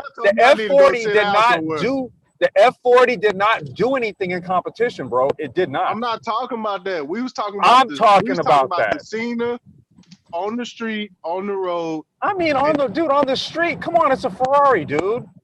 It's a Ferrari. It's an F40. Okay, but look at that time. You got no argument for me there, but in competition, oh no. Nah, we wasn't talking about competition. Hey, we gonna talk about the street. Okay, look at that time frame, right? Ferrari F40. The F40 was the hardest on the street. Hold on, Ferrari F40 versus Porsche 959. The no-brainer. No, what? In competition, bro. No, I'm talking about on the street. No. No, the Porsche 959 was a far superior vehicle. Oh man. No, yeah, Ty. What he's saying is that there was more technologically advanced. The 959, right? 959 was more technologically advanced and a far better performer. We're talking about a vehicle that even if you drove it right now, it will run circles around a lot of the cars that are out right now. The F40 was a very analog car. The only thing that the F40 really had going for it was the fact that it was carbon fiber. And I mean, it had classic Ferrari lines to it. It's a timeless design, and that's the reason why the F40 to this day it appreciates in value. But dude, that car was a bear on the track, dude.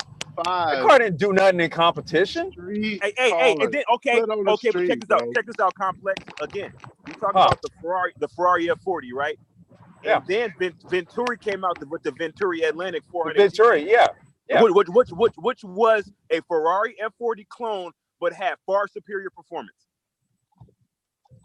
Yeah, and it actually competed. I'm not taking any way. No. I'm not taking anything away from the F40. We was talking about the Cena, and we was talking about race cars put on the street, bro. The F40 is top 5, bro. What I said was in competition, it wasn't. In a competition, it wasn't. As a street car, yes, dude, it's iconic. No. On the street, it's iconic. On the track, it got its ass whooped. That's it. That's it. You can't argue that. You cannot argue that. The problem with Ty is that he wants street credibility.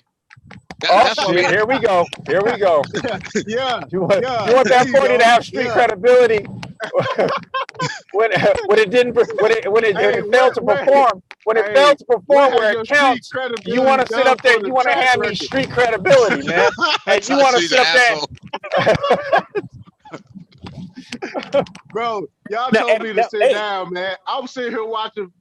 If you telling me that the F40 is a beast on the track, I'm gonna tell you to sit down. That wasn't even the content. Okay, well then there must be a miscommunication, because look, I never said that the F40 is not an iconic production sports car. I never said that. Listen, we was talking about on the street, because we were saying that the P1 was better than the Cena. Yes. And I didn't argue against that. Yeah, but when I said Ferrari F40, y'all told me I need to go sit down somewhere. But did you sit down? No, I didn't sit down. Hell no, I didn't sit down. I took a mental note, and then I went to go. I'm gonna go back and listen to it. I could have. I swore. That's the whole point, because you were talking about McLaren Cena and a P1, right? So you're talking about current vehicles compared to a Ferrari F40. No, these are street versions of race cars. Yeah, but and like I said, on the street cars, we're talking about a more current crop of cars. No, I'm talking about that's iconic, dude. Dude, look, the F40 is an iconic car. It's one of the top of the line cars that Ferrari has ever produced. Okay, production wise. Okay, you're not getting no argument from me there. On the track though, go look at its record. It got its ass handed to it. No, we was talking about I'm saying version. Street version's cool. No argument from me there. All right, let me get to this next one, man. Now I just gotta take Paul down. Oh shit! Here, man, look, man. You know what? You're gonna need a V2 missile for that. All right, let me get to this next one from TechCrunch.com. Actually, Mike, you may need a B1 missile. A pedo missile. All right, this one is from TechCrunch.com. Ford built an electric Mustang with a manual transmission, and we're mad. Does look pretty dope, though.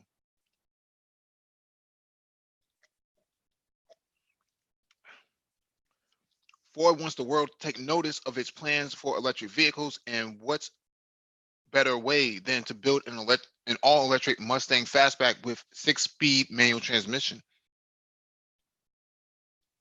And that has us angry over here because it's a gigantic tease of a prototype that will never make it into production, or at least that's what Ford is saying. Ford and Webasto revealed Tuesday the Mustang lithium high-performance battery electric vehicle at the Special Equipment Market Association SEMA trade show in Las Vegas. The vehicle is a one-off, meaning this won't hit the marketplace anytime soon, if ever. Ford does say this electrified Mustang is more than just a prototype. It's also a testbed for battery and thermal management technologies Webasto and Ford are creating for the growing e-mobility automotive segment. So maybe there is a chance. The vehicle has a 5-power dual-core electric motor and dual power inverters powered by an 800-volt Webasto battery system. The package produces 900 horsepower and 1,000 pound-feet of torque, ensuring its muscle car status. The vehicle has custom carbon fiber body components, a 1-inch lowered stance, and 20-inch staggered fitting forged wheels, according to Ford. Ford highlights the manual transmission as the unique twist, and it is. Electric vehicles have single-speed gearboxes. There is really no legal or logical reason to have a manual gearbox. For those who still love the 3-pedal action, though, an electric vehicle with a manual gearbox makes all the sense in the world. Yeah, it looks hard, dog. Yeah. That looks real hard.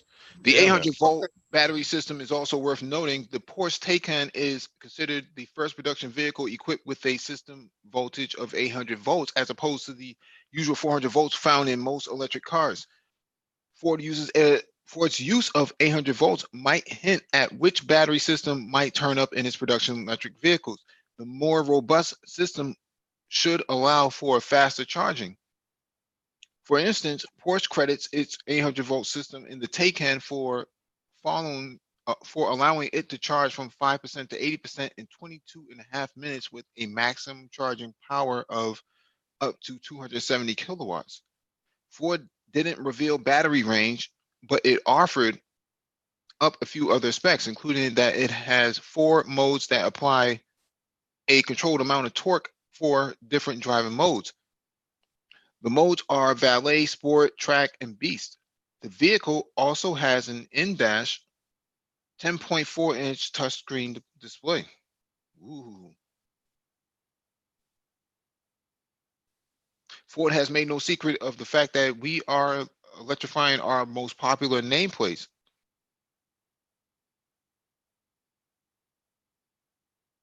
This one-off Mustang prototype is a great opportunity for us, together with Webasto, to showcase to our customers what a new electrified powertrain can do for performance in a car they already know and love.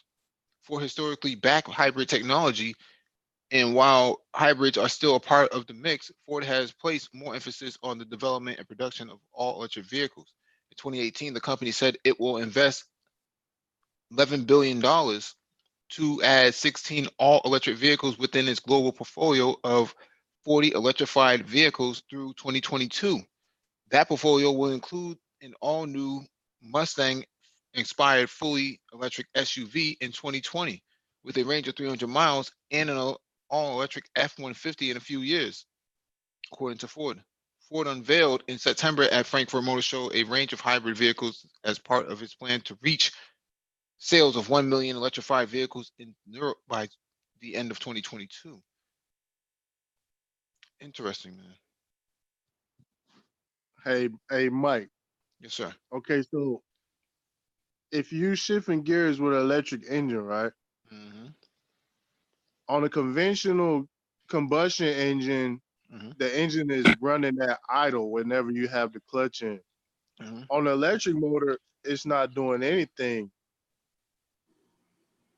How It's all by wire. It's all by wire. It's not like it's actually going to do anything. It's drive by wire. It's all drive by wire. Yeah. Yeah. I mean, but also the question is that we're looking at the actual transmission is supposed to take advantage of the power band depending on the engine speed. So you're talking about an electric motor which has torque from 0 RPMs. Like, really and truly, what is the difference between the actual engine speed in first gear versus sixth gear? Or actually, we'll just say like from first to second, between second to third. Now, I could see maybe having gear 1 and gear 6, because then there may be some actual mileage advantages. Mm-hmm. If like, because they've already looked at actually having a 6% mile advantage, 6% MPG, or I don't know what mileage advantage with a 2-speed transmission for electric motors.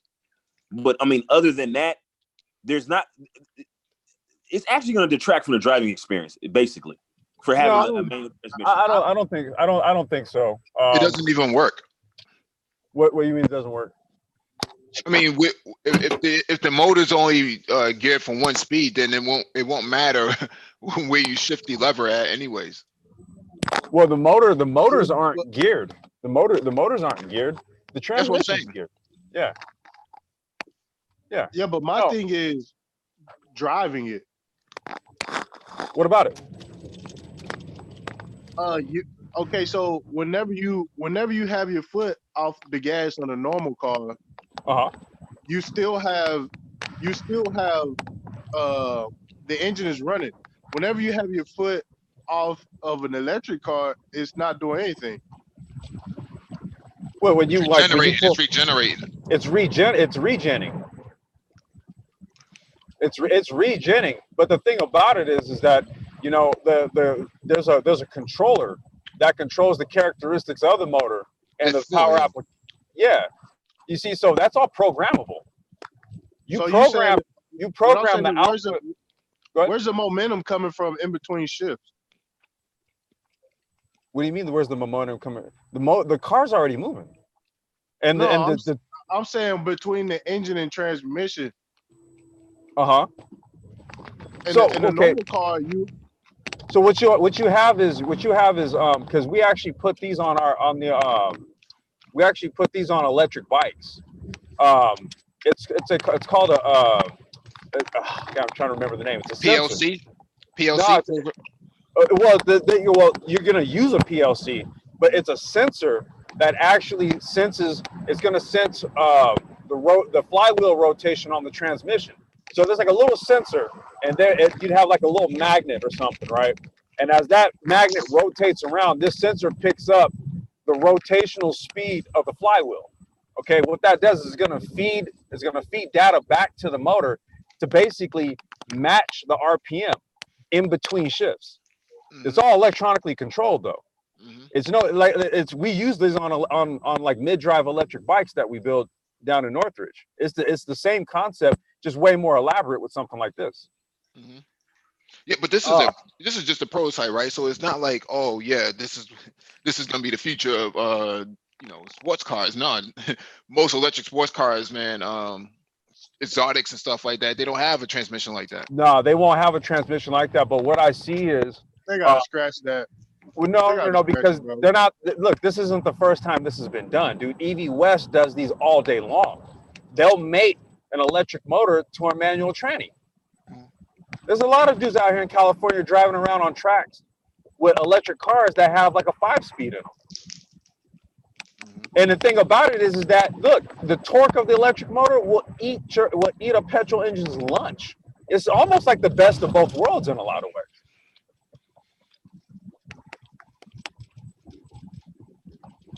I mean, if you want that traditional drive and feel, but you want electric, then yeah, mate the electric motor to a manual tranny.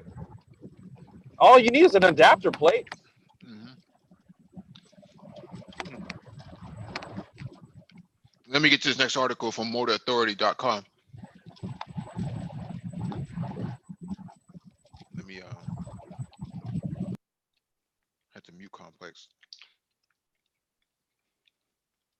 Lotus Elan could be resurrected in next-gen sports car plan. A modern Elan could be one of the fruits of a new modular sports car platform being developed by Lotus, Autocar reported on Monday. Citing company plans, the British publication reported that a modern Elan has been proposed as a potential Boxster rival. It will be the third iteration of the Elan nameplate, which dates back to 1962, and be a softer, more mainstream offering to complement Lotus track-focused sports cars.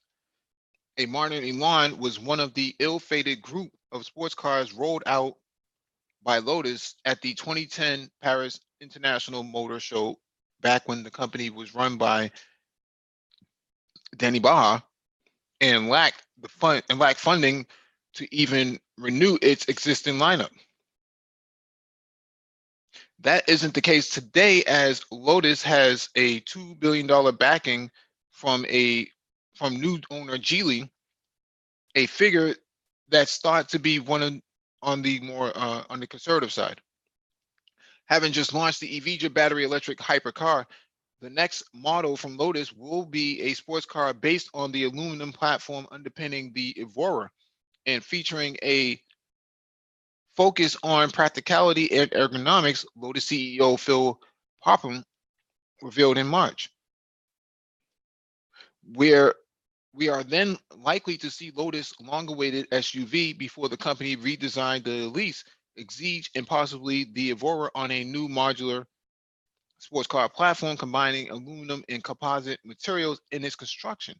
Unfortunately, work on the new platform has only just started, so its first models on it are still 3 to 4 years away.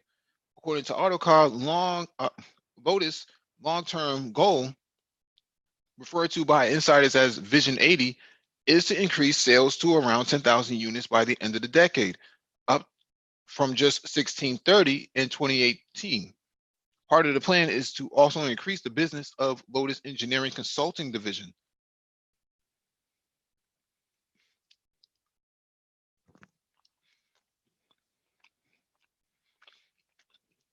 I don't know, man. I think these I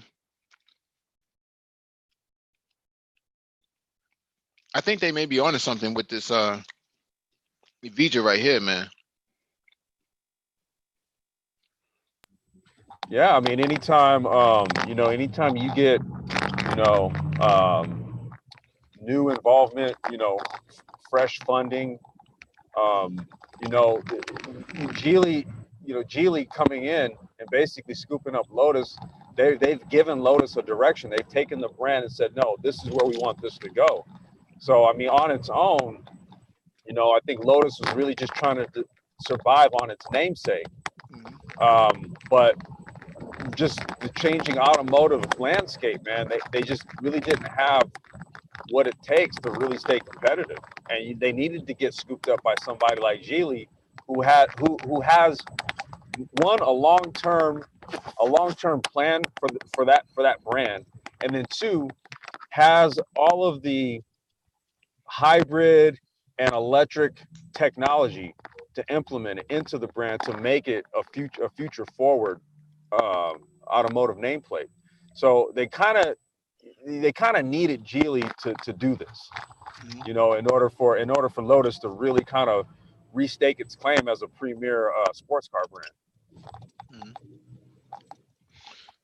All right, this next one is from CarAndDriver.com. 2020 BMW M2 CS Competition Series gets the M4 Competitions engine. This is going to be nuts. Selling a car with a detuned engine leaves the possibility of more power, which, of course, comes with a higher asking price. So when the M2 Competition arrived with a 405 horsepower version of the M3 M4's twin-turbo inline-six, we suspected sandbagging and eventual bump in power. Surprise, it happened.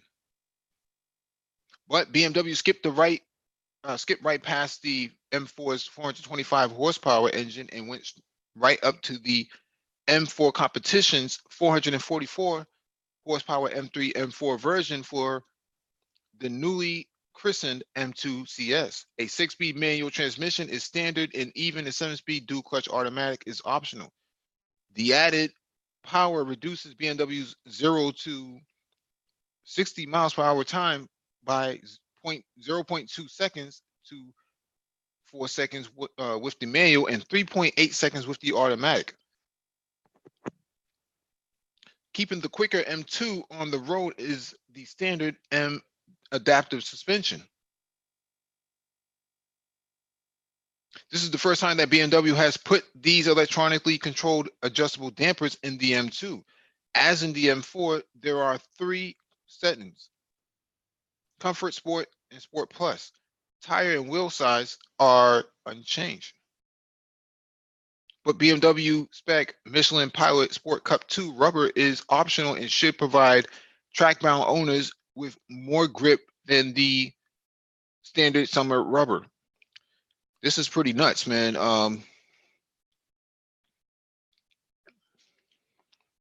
To have a car of that size with, that much power is going to be really fucking nuts.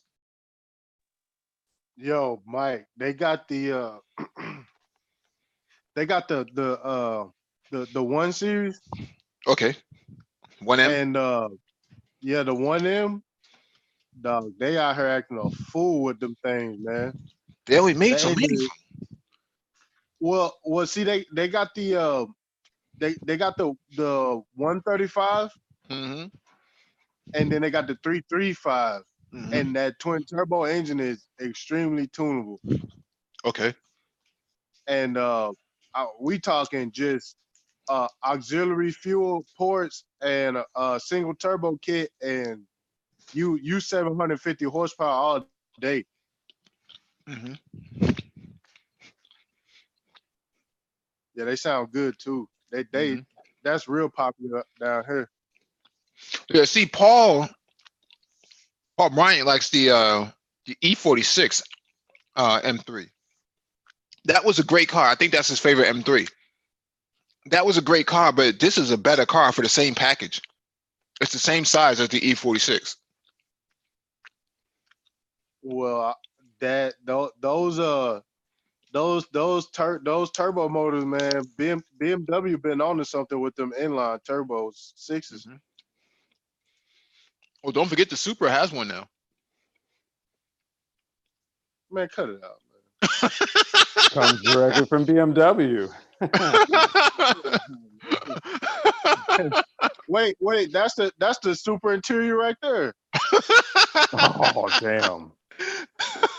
Yeah, that's crazy. Hey, have you guys They didn't been even following? put the good, but see, these got the good inline.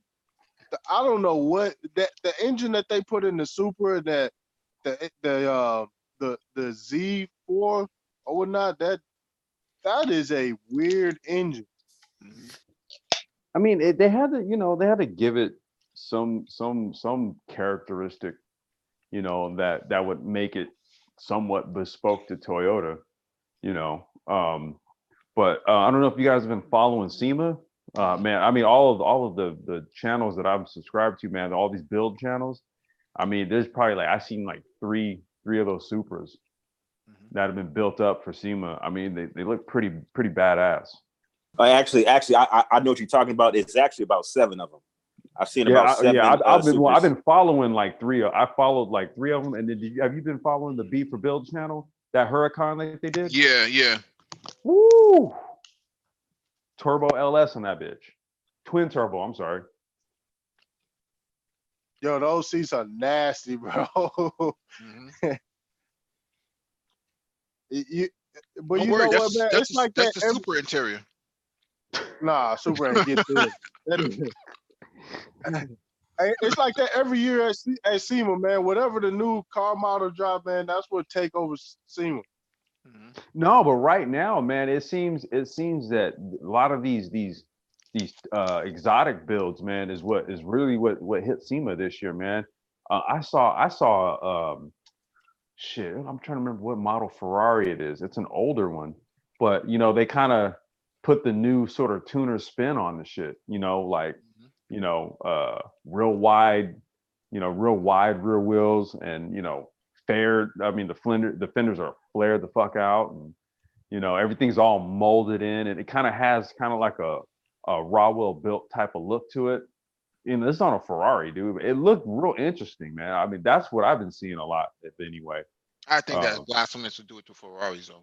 I mean, yeah. Man, I mean, look, everybody said that about Rockwell built doing that shit to Porsches, but look what happened. Well, what a lot of those cars are like salvage cars that they do all that to. They're not just the B for Build guys, man. They scooped up a Huracan. I guess it was racing over in Europe somewhere and caught fire.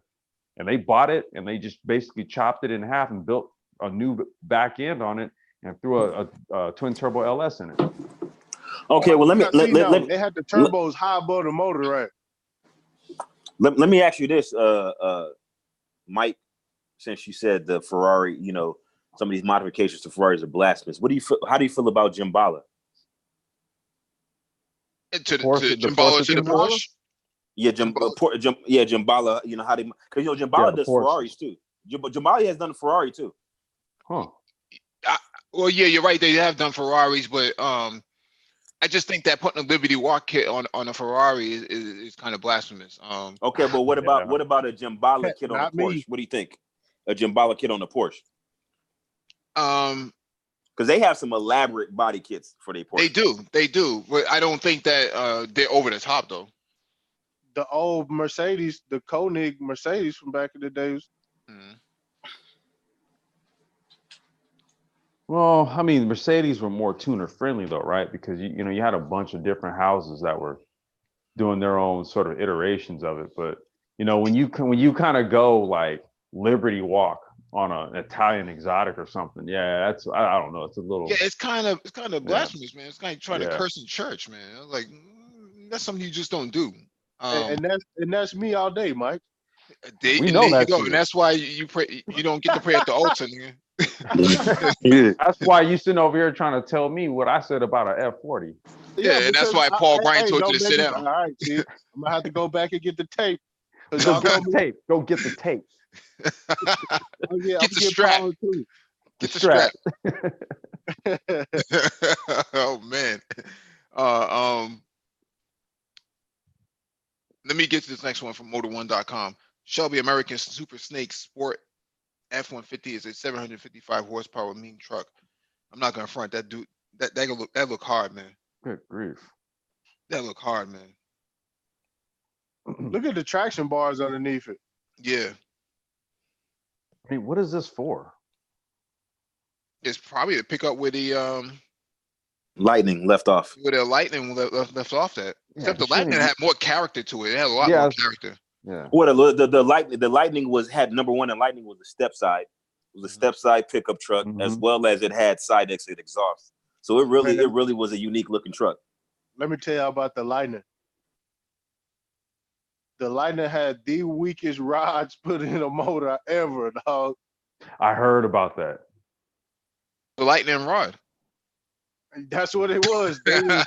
When I was working at Ford, all the technicians had them Lightning trucks because people would blow the motors and they couldn't afford to fix them. And they would sell it to the mechanic. Wow. Damn. Yeah. All right, the supercharged V8 sends its power to massive 22-inch wheels.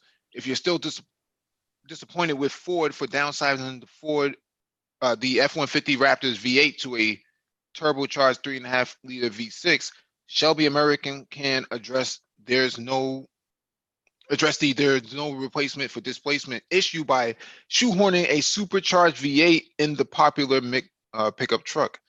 It goes by the name of Super Snake Sport F-150 and packs a mighty 755 horsepower punch, or 5 more than the limited run Super Snake from 2017. Debuting this week in Las Vegas at SEMA, the performance truck is technically a concept vehicle riding low to the ground on large 22-inch alloy wheels, shod in performance rubber, or shown in performance rubber. The V8 plays its throaty soundtrack courtesy of a boiler exhaust system and has the visual presence to support its aggressive note thanks to a meaner body kit with rocker panel, and custom hood. The bumper and grills have been modified up up front compared to the standard F-150, while the rear hosts a tonneau cover to enable a cleaner appearance. Stripes and badges complete the look. There are a handful of changes inside the cabin, as well as where there's now a set of floor mats and a gauge replacement, while the carbon fiber accents and leather upholstery are exclusive to the amped up Ford truck. The performance truck tweaked by Shelby American also benefits from an upgraded 6-piston front brake system and modified coilover suspension, bringing the F-150 closer to the road. All of the goodies have been created what the company refers to as a nightmare of any other truck, with in-house tests showing the Super Snake is astonishingly fast. If you'd rather have a V8 engine straight from Ford in your F-150, rumor has it the Shelby GT500 5.2-liter supercharged V8 could be installed in the pickup truck.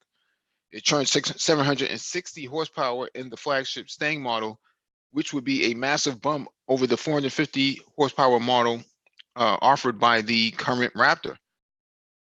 Meanwhile, the Shelby American would be more than happy to offer a similar level of power as a GT500 with its Super Snake Sport. I think this shit goes hard, personally.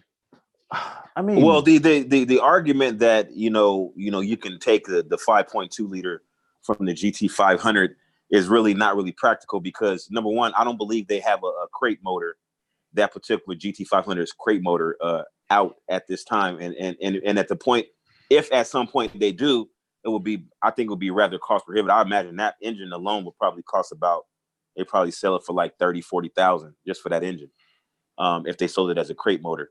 But for this particular application, I think it's a good looking truck. I mean, it's a good looking truck. The performance is there, and obviously there hasn't been a replacement for the F-150 Lightning, and then there's a void left by the Ram SRT. So this truck kind of looks more like, it kind of reminds me more of the Ram SRT than it does the Lightning. Personally, what do you guys think? You're right about that. It just doesn't have the wing. My question is, what is the purpose of these things? I never really understood why one would buy a truck. I mean, I'm not shitting on the performance or the goodies packed in it. What is the purpose of this thing, though? If you have a Muller, married your cousin, and your neck is red, you about that life, man. Well, also think about this, right? So you have a performance vehicle, but you can also tow with it. Well, that's what I'm saying. Do people buy these things to tow shit with it? No, they buy these things for the performance, but you can actually tow, because I've seen people with the SRTs, and they had some type of body kit where you take the SRT exhaust and make it a side pipe exhaust like the Viper. And so then they would tow with it, because when you have the exhaust going to the back like it is normally, it puts smut on your boat. So what they'll do is they'll get these kits and they make it into dump it out the sides, and they would tow. They wouldn't tow all the time with it, but when they want to tow, they'll tow something with it. I mean, the reason why I ask is because, like, okay, you see it right there, because that's Willow Springs right there. That picture where that truck is at. Now, you see, like in Australia, do you guys ever check out ute racing? Yeah. Right. Okay. So basically, they race trucks like these, but they're built to race, like road racing. Okay. There really is no.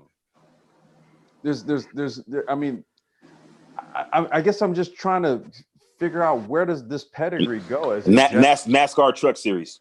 NASCAR truck. NASCAR truck series. They do have that. Yeah, no. I know. Yeah. I mean, I guess that's that's kind of like the market you're going for then. Okay. Yeah, there is a fan base. These will sell, and obviously this vehicle will be a limited production. It'll be limited production, so it's not they're going to be putting out a lot of these. So the limited numbers that they do put out, all of them will sell. Yeah. See, I know there's a guy I don't know him personally, but there's been a few times I've gone out to Willow, he has a Lightning, and the dude has reworked the suspension on it, and this thing sticks to the track when he's running a Ford Lightning out there. You know, I can only imagine that there's nothing in the back, so it's pretty empty back there. You know, I mean, so I know a guy. Well, I know of a guy who tracked out his truck. Okay, he legit tracks that bitch. I don't see people who buy like something like this and then do that. So I'm like, well, is it literally just more vanity and just loud motor and high horsepower? But you know, they do that to the Harley Davidson F-150s too. Yeah, they mod those out, and they because you know they continue to make the F-150 Harley Davidson after they stopped making the Lightning, and the Harley Davidson F-150 has a supercharger in it too. Yep. Yeah, and the thing is, Honda has that Ridgeline. If they just added a Type R version, they'd be in. Man, see, that's the thing. I don't. No. Hey, you know what though? Hey, you are onto something, Mike. Because think about it. The Ridgeline, in actuality, is based on an actual car. It's a car platform. It's not actual truck platform. So you could probably tune it to have superior handling characteristics than a truck based performance vehicle. So theoretically, the Ridgeline could outperform, you know, one of these other vehicles on the track. Although, you know, you have to look at the engine options and stuff like that, you know. All right, this one is from the things.com. 15 cheap sports cars that are more exhilarating than a Porsche. And that 5 didn't live up. The affordable sports car has changed the way we look at automobiles. It used to be that the sports car was an exclusive vehicle that only an affluent person could afford. But the modern sports car has become a much more affordable option, and the used car market has heated up in recent years. All right, so let's go down the list. Number 20 is the Ford Mustang. I don't see how. Wait. These are the cars that didn't live up to the Porsche? No, these are cars that are cheaper. 15 cheap sports cars that are more exhilarating than the Porsche. I don't know if the Mustang V6 falls in that category. Yeah, this got to be a joke, right? Yeah, I don't know if that falls into it, man. Wait a minute. They're saying that the Mustang was supposed to be a car that was supposed to be better. They're saying a Mustang. It's cheaper. No, they're saying Mustang is a cheap car that's more exhilarating than a Porsche 911. Oh, bullshit. Okay. Yeah. Number 19 is the Mitsubishi 3000 GT. And wheels go hard, man. Hey, if it was built up right. Where's Tie City? No, it's not a bad platform. Yeah, shoot. Yeah. I flip those. The VR4s I buy, none running, I can get them off. Easy. No, of course you could, dude. In California, you could get those off, man.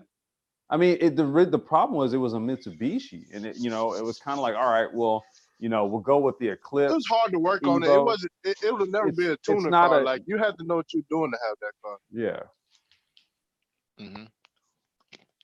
Number 18, the Chevrolet Corvette. Number 17, the Audi TT. Yeah. Oh, now they're hating. They're hating now because that TT. No. No, not the base model, but the TTRS is a different story. The TTRS, dude. If you watch the Audi TT Cup that they used to run from 2014 or 15 through 2017, I think it was. No, TTs were legit. But more exhilarating than a Porsche 911? Yeah, I'm not buying that. It's a stretch, man. Well, I mean, if we're looking at the price points, It's cheaper, right? Cheaper and more exhilarating. I don't know. That's the key. They're just saying that it is cheap, but they're saying that it's more exhilarating. We're not saying value for dollar. That's not what this argument is. Okay. Yeah, value for dollar, then you would say Mustang. Number 16, the Nissan 300ZX. I don't know, Ty. I wouldn't say more exhilarating than the Porsche. I mean, you know what I don't like about these right here, right? So when this car was going on, the Skyline was going on. You know what I'm saying? And yeah. The engines that they had available to put in this thing was crazy. They landed on the most goofiest motor for these. They really did. And the car, whenever you put an engine swap in it, that chassis is so sorted out. You know what I'm saying? Like you can't do no wrong in that car with a different engine.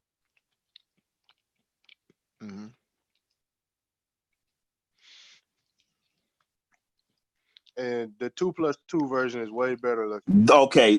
Who wrote this article? What the hell? Who wrote this article? Hell? This is crazy. You know what, Triz? Hey, what? Huh? Hey, Triz. Hey, Triz. What? We got. This the second time Mike done pulled up this website, bro. No, man. No, it came in my feed. Man. I know Triple X. Triple X. Yeah, I know Triple X writes on the side, man. Spare time. Probably why he's not here right now. So he moonlights as an automotive journal. Hey, he's an automotive vlogger. Yeah. Where are they going with this article? Because this. Let me read the caption, man. When the Fiat brand came back to America, people questioned the brand's first entry into the market. The Fiat 500 was a tiny little thing in a sea of large crossover vehicles, but the Abarth is fun to drive sports version of the car that will take you on a wild ride. I've heard positive things about the Abarth. I don't know if I would classify it as being more exhilarating than the 911. Dude, it's like it would be like driving an EK chassis Civic that had a turbocharger in it. It's kind of like the equivalent. All it is it's basically a small hatch with a turbo motor. Yeah. But the thing is, Thai City likes the Del Sol. Del Sol was dope. I liked it. Yeah. But the Del Sol, you're gonna actually be able to drive it more than it's in the shop. I can't say the same thing for a 500. Yeah, you know what Fiat stands for. What does it stand for? Oh no! What does it stand for, Mike? No. Fix it again, Thai City.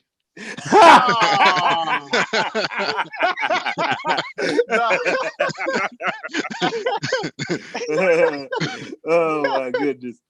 I would be caught dead in one of these things, man.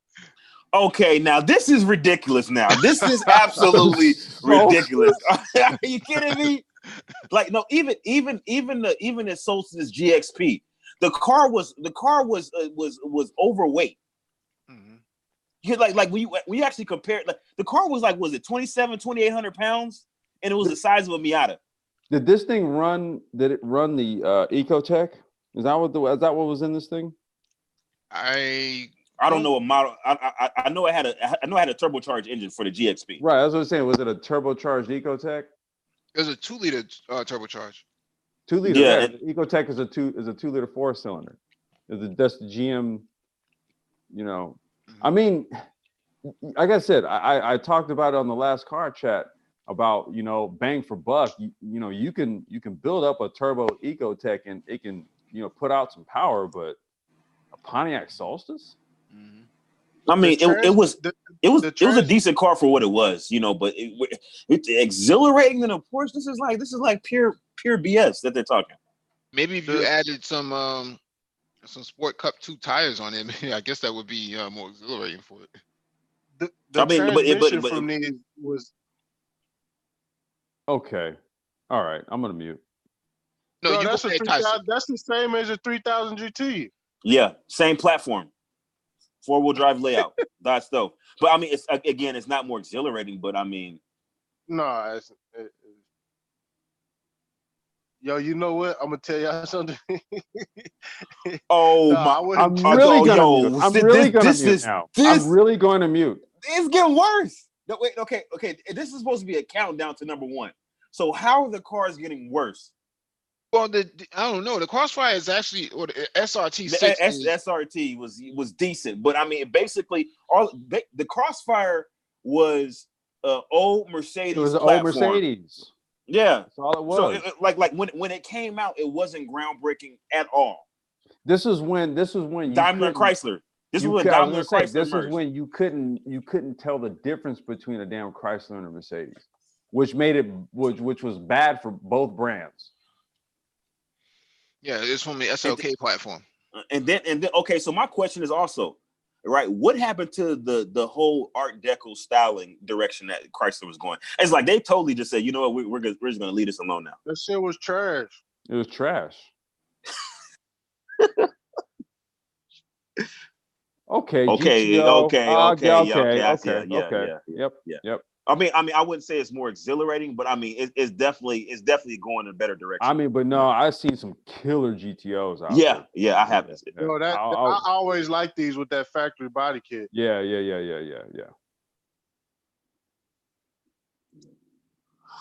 Okay, here we go. Back to the nonsense again. Well, wait a second. Ellis is where's Ellis? Where's Ellis at? Where's Ellis at? Paging Mr. Ellis. Mr. Ellis, you have a phone call. Phone call on wait. Let me read this because this is gonna really piss you off. Although the Scion brand is no longer around, the FRS was the final hurrah for the company, replacing the slot of the Toyota Supra. Okay. Mm-hmm. No, this is where I got to do. This is the things.com. No, it just said replacing the slot of the Toyota Supra. I just told you why. It's the things.com. It's a front engine, rear-wheel drive. Movies, TV, rear-wheel drive, games, car. Toys. So basically what you're saying, Ty City, that this site is not to be trusted. Hey man, look, man. Mike, my guy, man. He got his website. He got his sources. It came into my feed, bro. It came into the feed. We're just reading it. Okay, but listen. Hold on, Mike. The same person that wrote this article is the same person that wrote the article for Lego Duplo set. No, man, it's not the same. Yes, bro. No, because they just said that. You just said same site. That's what they write articles on Lego Duplo sets and. Hey, click told it. It might show me some goats. Now this is a better direction because this particular model, especially when you talk about the M version, the M Roadster, and the M Coupe, those cars were so underrated. The M Roadster, especially the M Coupe. Yeah, but they've gone up in price, man. You ever seen the price inflation on these? Because the M Coupe was a legit sports car. Yeah. Bar none. It was legit. Ty City could have got one of these for like $7,500 from auction and flipped it for like 25 beans. But now they was heavy, wasn't they? No. To a certain extent. It's gonna be. I mean, look, BMW isn't gonna make a car heavier than it needs to be.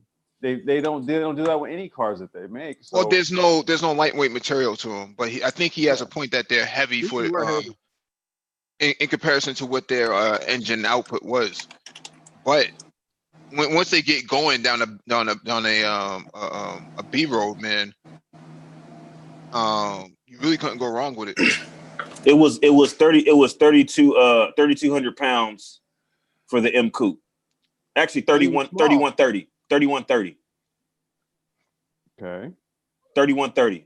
I mean it was small though. Yeah, okay, but 3130 isn't bad. I mean, I would have liked it to see it maybe like 29. Yeah, that would have been better. Shave 200 pounds, and then that car is little to be that heavy. That car is little, but it is little. It's the size of Miata, right? But it wasn't. That's the thing, though. It wasn't. But it had way more power than a Miata, though. Way more power. Yeah, it wasn't. It really wasn't designed to be like a little, lightweight chick car or anything like that. Mm-hmm. It was, No, I like the car. I'm just saying it Yeah. was heavy for how small it was. WRX. Okay. That's a little bit better. A little bit better. Yeah. Well, I mean, is it the WRX or WRX STI? Okay, S2000. Okay, we're yeah. you know. Yep. I'll go with that. Yeah. Oh, I read an article on the value of those and what's going on with the price on those right now. Especially if you got the first engine generation. First one. Yeah, if you have the first one. That's That the was one what you the want. F22? The AP1. Or AP1. That's the one you want. If you can get that one, well, especially if you can get it with like if you can get one with like 60,000 miles, man. Yeah, and just go get the hard top. Go get the hard top kit for it. Yeah. Yep. Hey, you know what, Complex? I used to feel like that, man. But I seen one the other day that was like a baby blue with a navy blue top, and it shit look kind of hard, bro. I mean, no, they look nice. Like interior. they look nice like that. But see, here's the thing, man. I've seen these tracked out with the hard, with the hard top. Yeah. There you go. The spoon one. Yep. And then like when they got these Top Gear, those things wail. Okay, now hold up. Now wait a minute. Stop. Now this particular model. That's the one you had, right? No, I had the one right before this one. Okay. It looked almost the same except for the opening. Out of trees. Wait. Yeah. At a 2008. Well, I mean, they always talk about the Miata as a hairdresser's car, but I don't think Trips was doing anybody's braids back then. Nah. I wasn't. No, nobody was between my legs with my hand on his scalp. But I will say this though, that particular model was probably this one and the one preceding it. The one I had was the one preceding this, which was basically just cosmetic updates. But this was probably the worst Miata. Because it was the over. I mean, it was still 2,500 pounds, which is not heavy by any stretch of the imagination, but it was considered overweight. Yeah, it was overweight. Yeah, it was overweight for Miata. Overweight for Miata. Now it did have a higher specific output. The Sky Activist though. This one had Sky Activist. The first one, yeah. Okay, didn't live up. BMW E36 M3. Tie City's not a big fan of those. I do not like E36. Yeah, he does not like those, man. Dude, I'll tell you right now, there was a bunch of like bomb ones built out here in Cali, man. Yeah. I've seen a gang of just really dope ones rolling the streets out here. So I don't care what you do to it, bro. I just don't. No, it don't do it, bro. I don't even understand how they came from the E30 to this. Yeah, I like the one right before this one and the one after. The model after this one. I think the E36 competition series CSL, man, was probably the pinnacle of it. So, or even the GT. Is there a GTM series or DTM series? I think there was. You know what makes this car look so ugly? Is that protective molding strip all the way around it. Oh yeah. With the black shopping cart protector. So can't nobody dent your car in the shopping cart. It looks terrible. I mean, but look at this car versus all the other cars that was out during the same time, man. It's just, oh man, I don't know, man. Well, there was really no competition for it, though, right? There was no competition. Exactly. And like I said, I've seen too many of these that were dipped out here, man. I mean, looking at this one, you're like, but you know. Well, I mean, you got this. Okay, that's the one I like. That's the one. GT. Hold on, wait a minute. Didn't live up. They talking about literally the E4. What? Maybe they're talking about the subframe issues. All right, let me read the caption. The next generation of the M3 had its fair share of issues.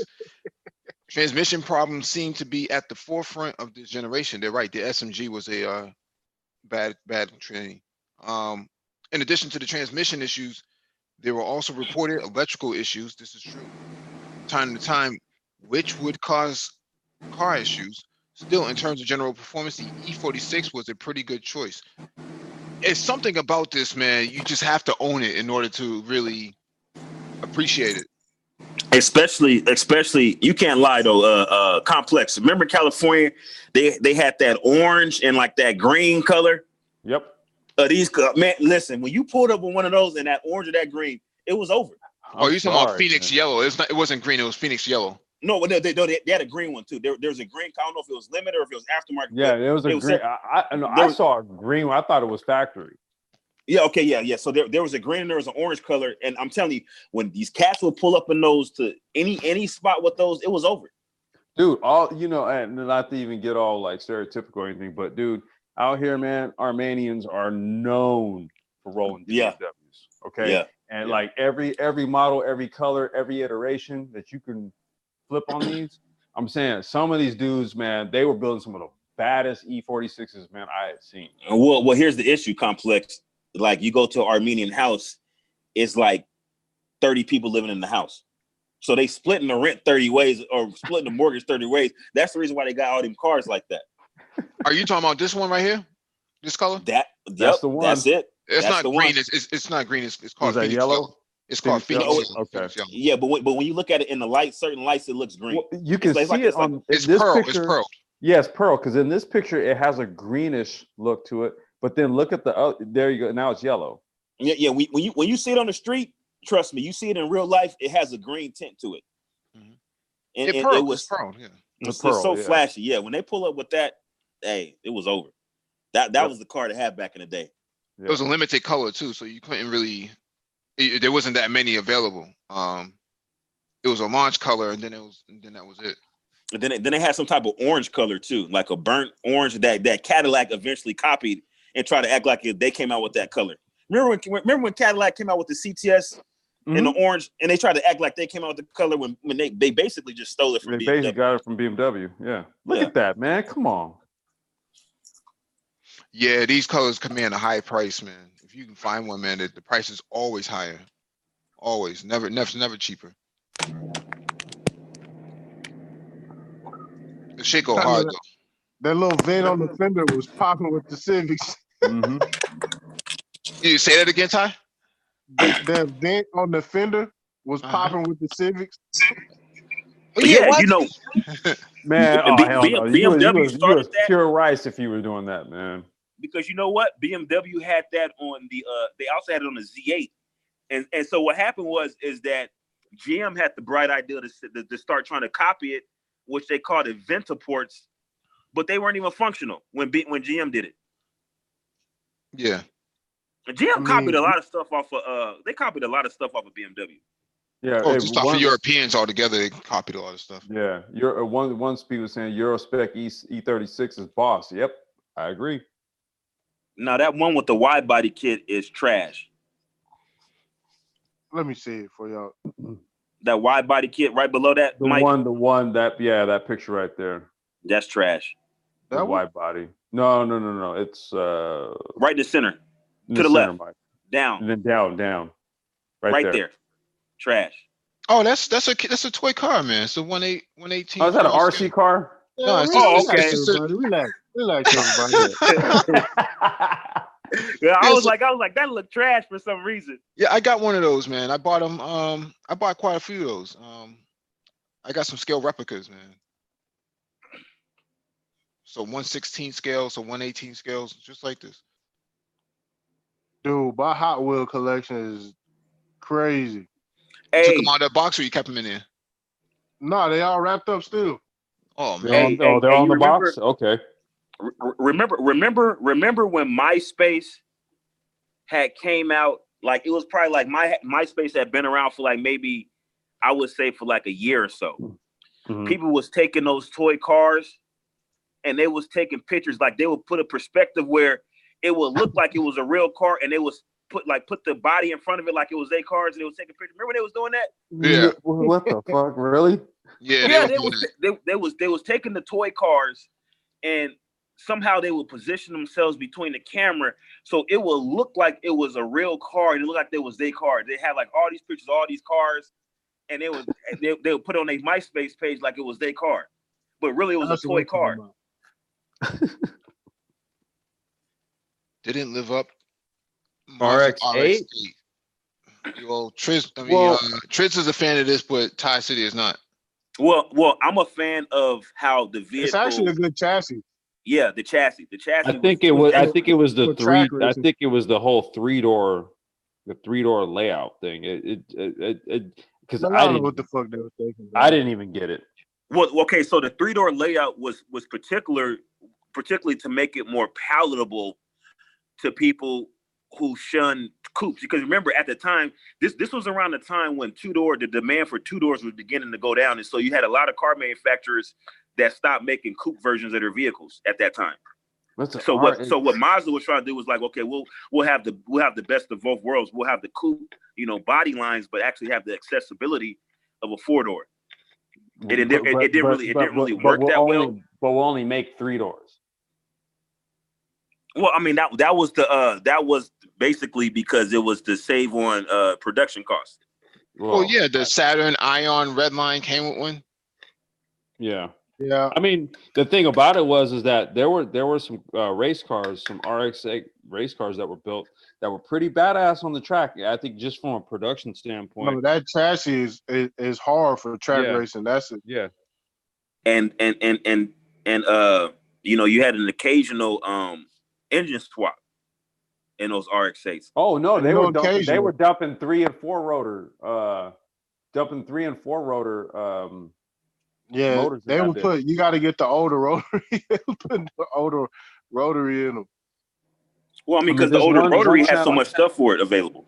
There's one channel I follow right now. This dude just built a fucking 4-rotor billet motor for his shit. I mean, goddamn, that thing screams. Yo, you talking about Rob Dumb? Yes, sir. That car nasty. Good God, cocky bastard, but that car nasty. I mean, but dude, like you roll around. If that's your car, if that was mine, I'd be a cocky bastard too. Nah, yeah, that 4-rotor go put in some work. I'm telling you, dude. Well, he spent what about 30,000 on that engine? Easy. What about the Mitsubishi Eclipse? Didn't live Well, up. that's the one that we were just talking about. Remember earlier, there was that article that had the Mitsubishi Eclipse, this particular model with the body kit and the black hood, and I was the one that said that it was an inferior vehicle to the predecessor for the time. Now, Ty City, is arguing that it had a good engine in it, but I think that the previous generation with the 4-wheel drive or all-wheel drive setup with the turbocharged 4-cylinder, that was a superior car. The 4G63 is the greatest 4-cylinder of all time. Well, okay, but you were saying that this car was what you was singing praises about this particular model. Yeah, the V6 makes. I think that V6 made like 300 something horsepower. No, it did not. It made like 260 or something like that. 260. Yes. Well, that one never took off, dude, because when they say that they were coming out with that new Eclipse model, that one right there, and they said they were abandoning the 4G63, man, no one went and bought it. They just waited for the goddamn Evo to come out. And then on top of that, they abandoned drive. If they abandoned all-wheel drive version, they could have saved and that too. What's this right here? The 300Z or 370Z? It's too heavy. I don't like the back of the 370. I like the early one. The 350. Yeah. And well, you know what the problem was? Didn't those just burn oil? Yeah, the 350s did. I think they fixed it on the 370. But on this they actually made this car to compete with the Porsche. They shortened the wheelbase and everything so it could compete with the Porsche. But see, that was the issue when they had the 350Z, and I remember they were talking about making the successor, which was the 370Z, right? At one point, they were talking about making it smaller to get back to the actual the 280, Datsun or 240 Datsun roots, and they were saying it was going to be a much smaller, much lighter car, and they end up coming out with this, and that's what disappointed a lot of people because it was like, well, we were expecting something more closer along the lines of the Datsun, and they basically just made like an update to the 350. Well, the problem, they could never do that again. Well, I was going to say the problem is that it's all the new crash test standards, man. That's why all cars are so big.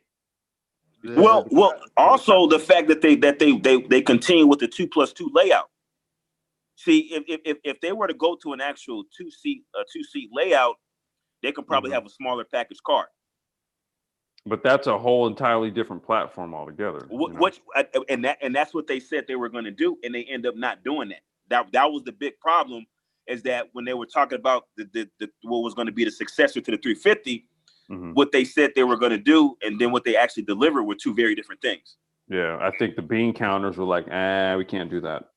They should have just turbocharged it. Yeah, I agree. Because they it's pretty much the same architecture as the GTR engine. I agree. They can make a scaled down turbo system for these. Yeah, they would have sold like crazy. They would have sold. They probably would have sold a shit ton. Oh yeah. Well, to be honest, they sold all of the ones they built. I mean, they didn't make any real profit off it, because if you look at the value on them, man, they was half the price of a Porsche, man. Right. People are willing to pay for a 911. Well, I mean, not a 911, a Cayman. If they were willing to pay for a Cayman at full price, the issue wasn't the price on the cars or anything else, the mechanics. But that's what I'm saying. The Nissan version could have had at least 60 more horsepower. Yeah. Okay, well, let me ask you this though, right? So now when we're looking at this vehicle, right, and Mike, you made mention of the actual alternative to a Porsche argument. Look at that the bottom, that graphics, that stripe graphics. There's a model of Porsche that has that very similar graphic too, called the T series. Yeah, so they basically took that graphic design from the Porsche. I mean, not really, because that's old. If you go look at the old BRE Datsun race cars, they had this. They had the same, yeah. Oh, okay, okay. Peter Brock. Okay. But like I said, man, they just a little short on power for them to be trying to aim at Porsche. But think about this though. They should have just worked with Stillen. Stillen would have hooked them up with that supercharger and that intercooler. Well, I think Stillen did make one, but yeah, they did. Yeah, they did. For the 350. They made one for the 350 for sure. No, for the 370 series, there's an actual kit for it. But what I'm saying here is they should have just went to Stillen altogether instead of trying to do it on their own. They should. Well, here's the problem. Nismo dropped the ball. Okay, so maybe the base model 370Z wasn't going to live up to the hype, but Nismo had an opportunity there. They didn't take it. The Nismo version was a disappointment. Yeah, but Nismo is only good in namesake. It's not really. Nah. Well, no. Nismo's into cosplay. They into cosplay. They're like the El Camino. You know what they did? Because I want to say that I want to say Supercars does have a point there, because what they ended up doing was they did not hesitate to go full on and slap their name over the GTR once that motherfucker came here. When you talking about Nismo is a straight race entity. You know what I'm saying? So are they straight or are they El Camino? No, they straight. So when they go into something like that, they pretty much, the suspension and everything on the Nismo 370 is dialed in. Yeah, but what Triz is saying is that if you're going to do that, you may as well go ahead and just work the whole car. Yeah, they had an opportunity. You are Nismo. It's Nissan Motorsports, basically. I mean, you may as well. Okay, now the Nismo version, does the Nismo version still have the back seats? I believe so. Yeah, so if I was Nismo, what I would have done is Nismo version had back seats. Yeah, because if I was Nismo, I would have my Nismo version would have had a rear seat delete to save weight. I would have put a turbo kit on it. In the 370? In the 370. There was no back seat. There was no back seat. No, it's a 2+2. It's a 2+2. No, it's not. It's a 2+2, yeah. Is it? No. It's a 2.0. It was never a back seat. No, 370 is a 2+2. There's a back seat in there. It's 2+2. Let's look this up. Let's confirm this because we don't want people listening to this hangout and then walking away saying, "Nigga said it was a 3%." Yeah, you know I'll come back the next stream. yeah, I know how Ty City is, but you gotta. Yeah, because I saw what he tried to do with that the Ferrari F40. No, I already cooked you. You ain't cooked nothing. You ain't cooked nothing, dude. I told you. Oh, you're right. You know what? You're right. It is. Street is good. It is a two-seater. Street was good. Racing, nah, no dice. It is a two-seater. No, the 350 was a 350. Let me tell you something about the Nismo version, right? So the Nismo version, you get the exhaust, you get a tuned ECU, you get some aerodynamics, you get lighter wheels. You can't buy all that Nismo stuff and put on your 370Z. You will pay way more. Yeah. So I mean, it's a good deal. It just didn't have the power to go with it. How much is that Stilling kit? Yeah, it's a 7152. Whew. Whew. Man, Turbonetics will get you way more power for about $4,000. Thank you. Yeah, but is it going to be stable? Yeah, absolutely. It's Turbonetics. Yeah. All you got to do is get a stand. Man, if you slap, well, no. Well, see, I mean, you still have if you to go, tune this. I was gonna say, yeah. If you built it with like an AEM Infinity, you're straight. Straight.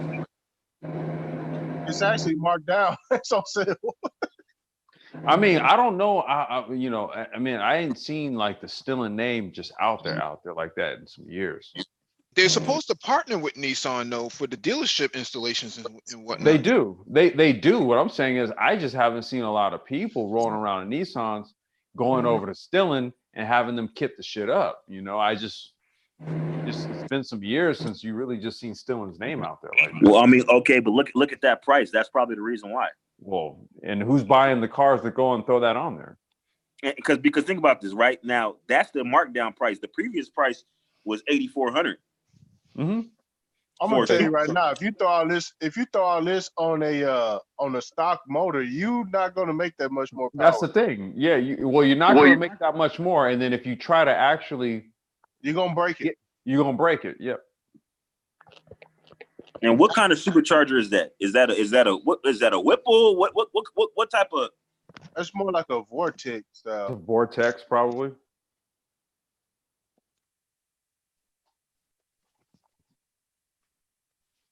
Yeah, the real money in this kit is that intake manifold, the research and development in that right intake manifold. Because everything else is like, that's probably the only part that's bespoke. Everything else is just off the shelf. Off the shelf, yeah. Jackson used to do the same thing with the superchargers for Hondas. Yeah.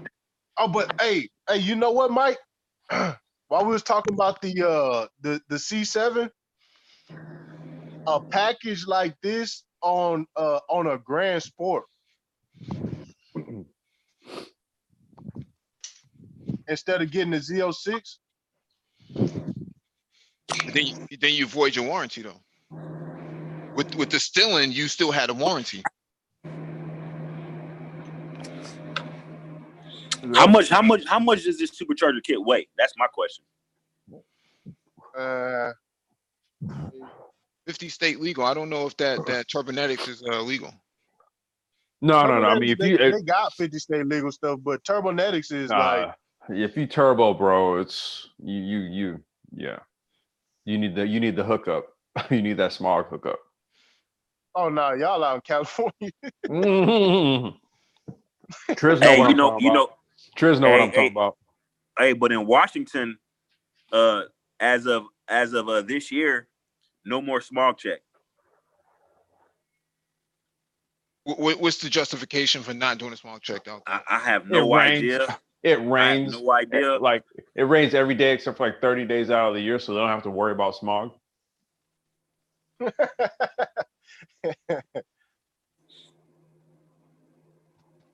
Yo, but I mean, what's the point? I mean, you know, like people would be like, dude, why the hell are you having me You're requiring me to do all this smog shit, and then in the event that it doesn't quote unquote pass smog, I gotta dump all this other money. We don't have no air problems. Get out of here.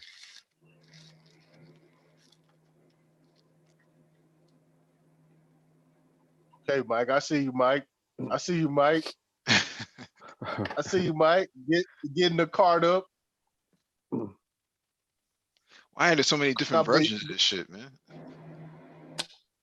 Price points, man. Nah, because on this engine, they got high rev versions, then they have like regular versions. What, supercharger kits? Yeah. No. Well, I mean, here's the thing about a supercharger. The problem with a supercharger is you can't tune it like a turbo. So for every application, you got to have a whole different kit. Yeah, that's you got to have a different pulley and all that crap. Yeah, but it's turbo, a pulley you and have the same turbo kit and just tune it differently. Yeah, or you could do is you could hybridize the turbo. You got the housing, and then your turbine inside of it. Because you remember dudes used to do like the T3, T4 hybrids. They used to do all kind of crazy stuff with turbos. Yeah, turbos, you can get kind of out there with the turbo, man. What's that? Gallardo supercharger? I don't think they have one. I think the only one that has one is. Whoa! Hold on for a second. Yeah, you reading it right. A Tesla. How do you have a forced induction Tesla? How is that possible? Let them tell it, man. Let them tell it. What? Ah, come on. Here we go. Y'all trying to act like Porsche ain't got the turbo? No, a forced induction Tesla. How is that possible? How is it possible? It's an electric motor.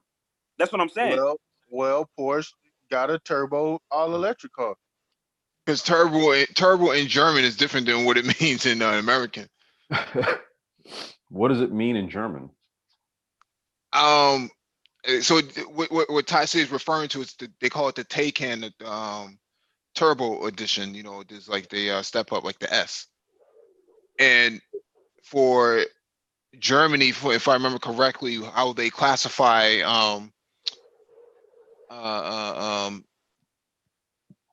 what do you call it? An aspirated version, they would just call it a turbo. Okay. Yeah, they call it a turbo. Interesting. But there is no aspiration in induction motors. Well, you could say the same. You could say the same thing about Pookie, but they still give him props, right? God damn, dude. Name only. Yo, you know what though? Stealing really is like, I think that's a company that put a lot of focus in all the wrong things, man, because they Pike Peaks legends. Mm-hmm. But it never transferred like to like a branding situation for them. Mm-hmm. Because between 2000 and what? Let me see. Between 98 and I would say 2006, 2007, they made the most trash body kits ever. Like that entire period of time was nothing but trash body kits. Now I'm not talking about whatever engine modifications, but their body kits from in that time period was the worst body kits on the face of the earth. But they were neck and neck with Raz. Absolute garbage. Wings West. Wings West was better than Stilling kits. Yeah, but Stilling was ran by older people too, man. These wasn't. Yeah, Steve Millen. The Stilling. He's an OG. He's an OG. So he really didn't. I mean, he had people that had their finger on the pulse, but he ran Stilling, so it's kind of like he signed off on everything. Well, his son runs it now. Who? He didn't run it when he needed to be running it. You got a lot of guys out there buying those Ultima coupes, thinking that it's a knockoff GTR, and they're like, nah, man, it's not the business, man. Okay, now. No, that's the most funniest looking thing. Have you seen the GTR front bumper keys from? Yep, I've seen them. What? I've seen them. I know exactly what you're talking about. Yep. Oh, it's outrageous out here, man. Okay, now look at this Lamborghini real quick. Now, the problem with this Lamborghini, okay, for a car of this price, Now I know the front bumper is a different material than the rest of the car, but the actual paint, the actual outcome of the paint difference is probably based on the materials underneath it. But it shouldn't look that different.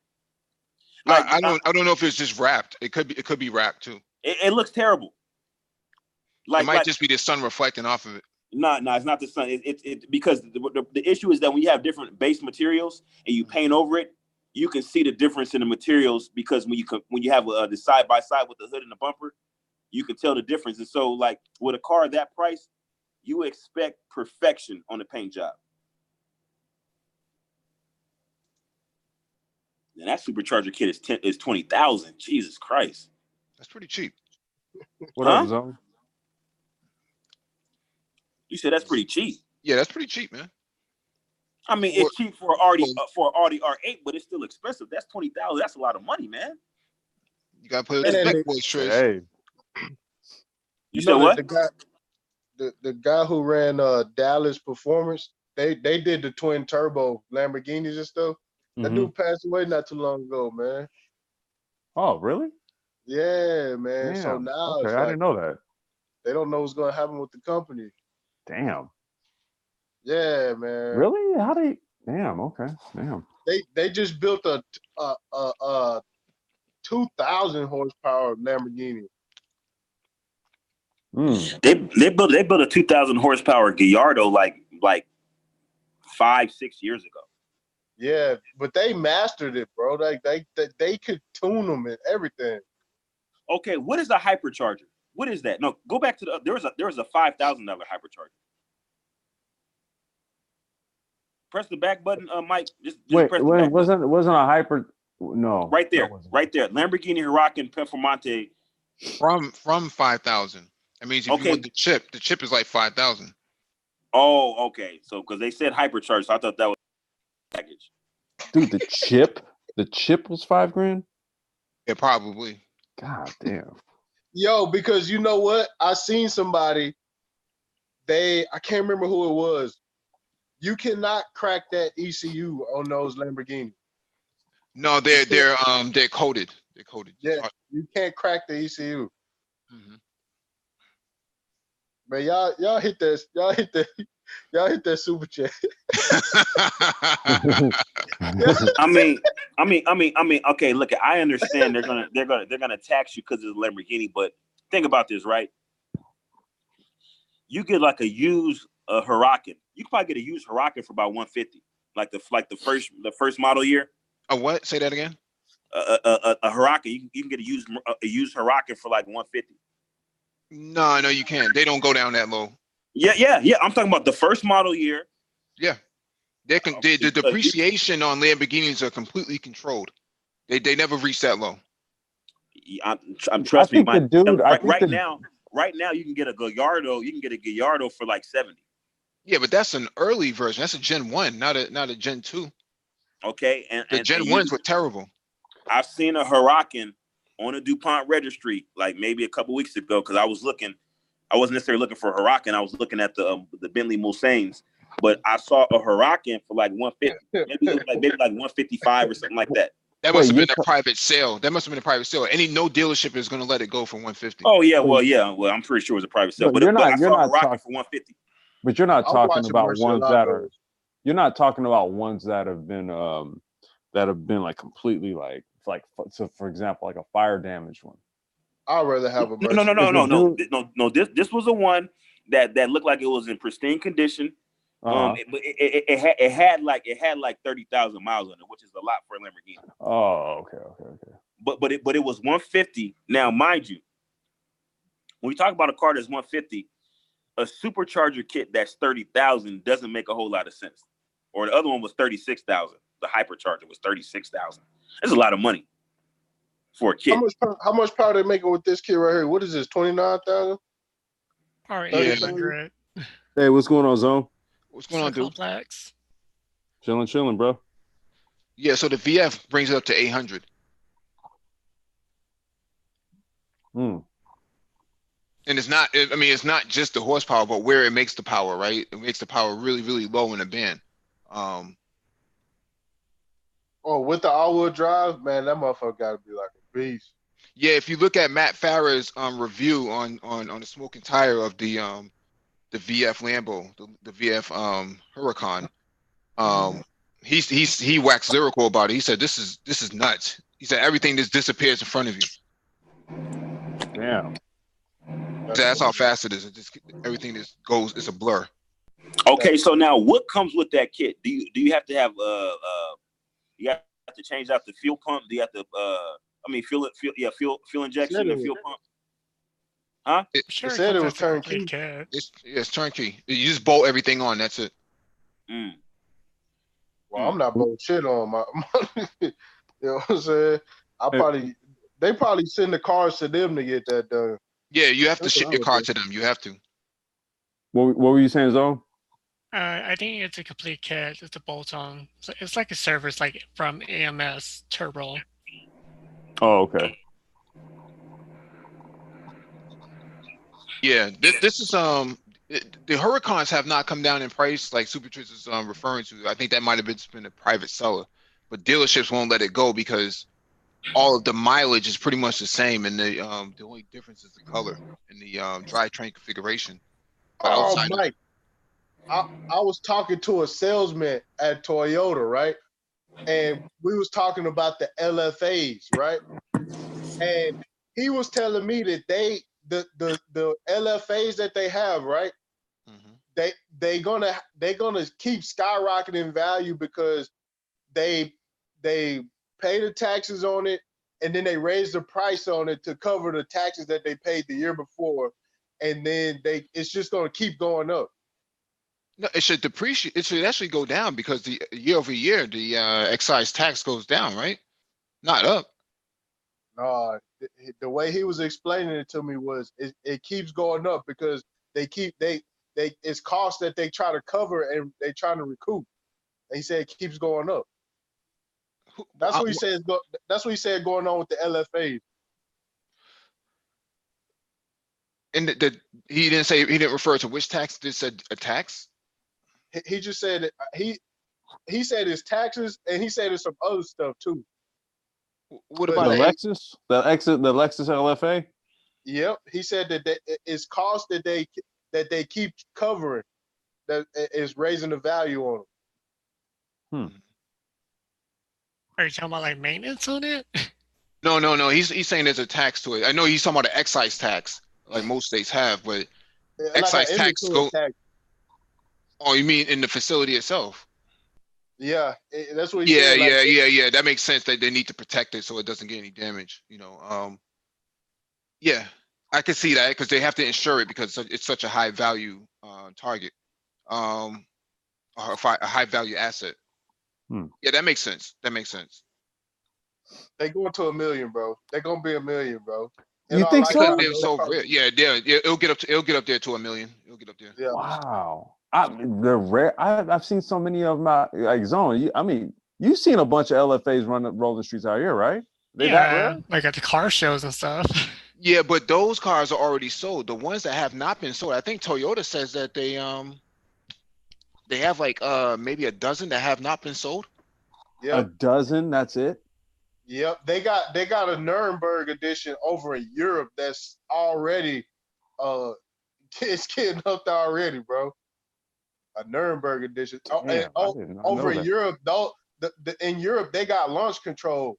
They got other stuff on the European version. But man, that's an investment, bro. I would buy one, man. So I'll buy one if I had the money. Museums are the ones who usually go out and get them and hold on to them because they know that they know what the value is going to be. But there is a way to invest into something like that on the blockchain through a cryptocurrency where they could fractionalize the ownership of it. The ownership, yeah. But see, that's what people like Ty City comes in. That's what people like Ty City comes in. So I'm coming through. Don't worry. I got the big bag of XRP. We can settle this. We can settle this on the blockchain. I'm already ready. So you didn't tell me about that scheme, bro. What? You didn't Look tell up- me about that. You didn't. We talked to our XRP, but you didn't tell me what you intended to do with it. Look up the partnership with Coinfield in Canada. Already Wait. signed, sealed, and delivered. Wait. Done With deal. who? With who? Coinfield. Coinfield. Okay. Coinfield. Yeah, I'm about to make another buy, dude. So. Dude, just wait right now because it's kind of hot from the swell event. Yeah, I saw it because it did. Well, tell what 30? Is it at 31 cents right now? Yeah, it's dipping right now because everybody sold news. Right. Yeah. No, but you're right. You're right, Mike. A lot of they're gonna be settling assets, properties, high-end vehicles, timeshares, and stuff like that. Gonna be settling on the blockchain. Yeah, museums can't afford to hold these car museums can't afford to hold these cars, man. We got a car museum here, man. Where we do our cars and coffee, and they were gonna close down at one point, man, until people started putting money into it. But a lot of those cars in there just collecting dust. No one's really maintaining them. Man, that's sad. Yeah, you don't want things like that to just disappear, man. That's what happens with a lot of those Saudi oil barons, man. They just buy a bunch of fucking cars and they just end up sitting. But they need to park their money. Yeah, I mean, that's what they get it for, but then there's no maintenance done on them. Yeah, because they're not driving them right, so the rubber starts to deteriorate. Yep. Yo, and people know that they're in these collections and they haven't seen them. That is crazy, bro. It's like a car disappeared forever. Mm-hmm. And then pop back up one day. It just pop up one day. And these guys, these guys got garages filled with $1 million vehicles all over the place. Well, I mean, when you don't really have to work your fingers to the bone for your money, you don't really respect the money quite as much. You know what I mean? It's like it's not really a big thing to them, not really a big deal. Well, they have to park their American dollars somewhere. Yeah, I was gonna say if you just parking your money and then shit, you're getting the car to do just that. The car itself is really irrelevant to you. That's just what you're using to park the hard assets. Yeah. You could buy gold with it. Yeah, there's a lot of other ways to park. Yeah, but you're diversifying your portfolio. But what we're saying is that we think that these internal combustible engine-based vehicles in the next 10 to 20 years are just going to go up in value. They're already going up in value now. You can look at the Murcielago up in value.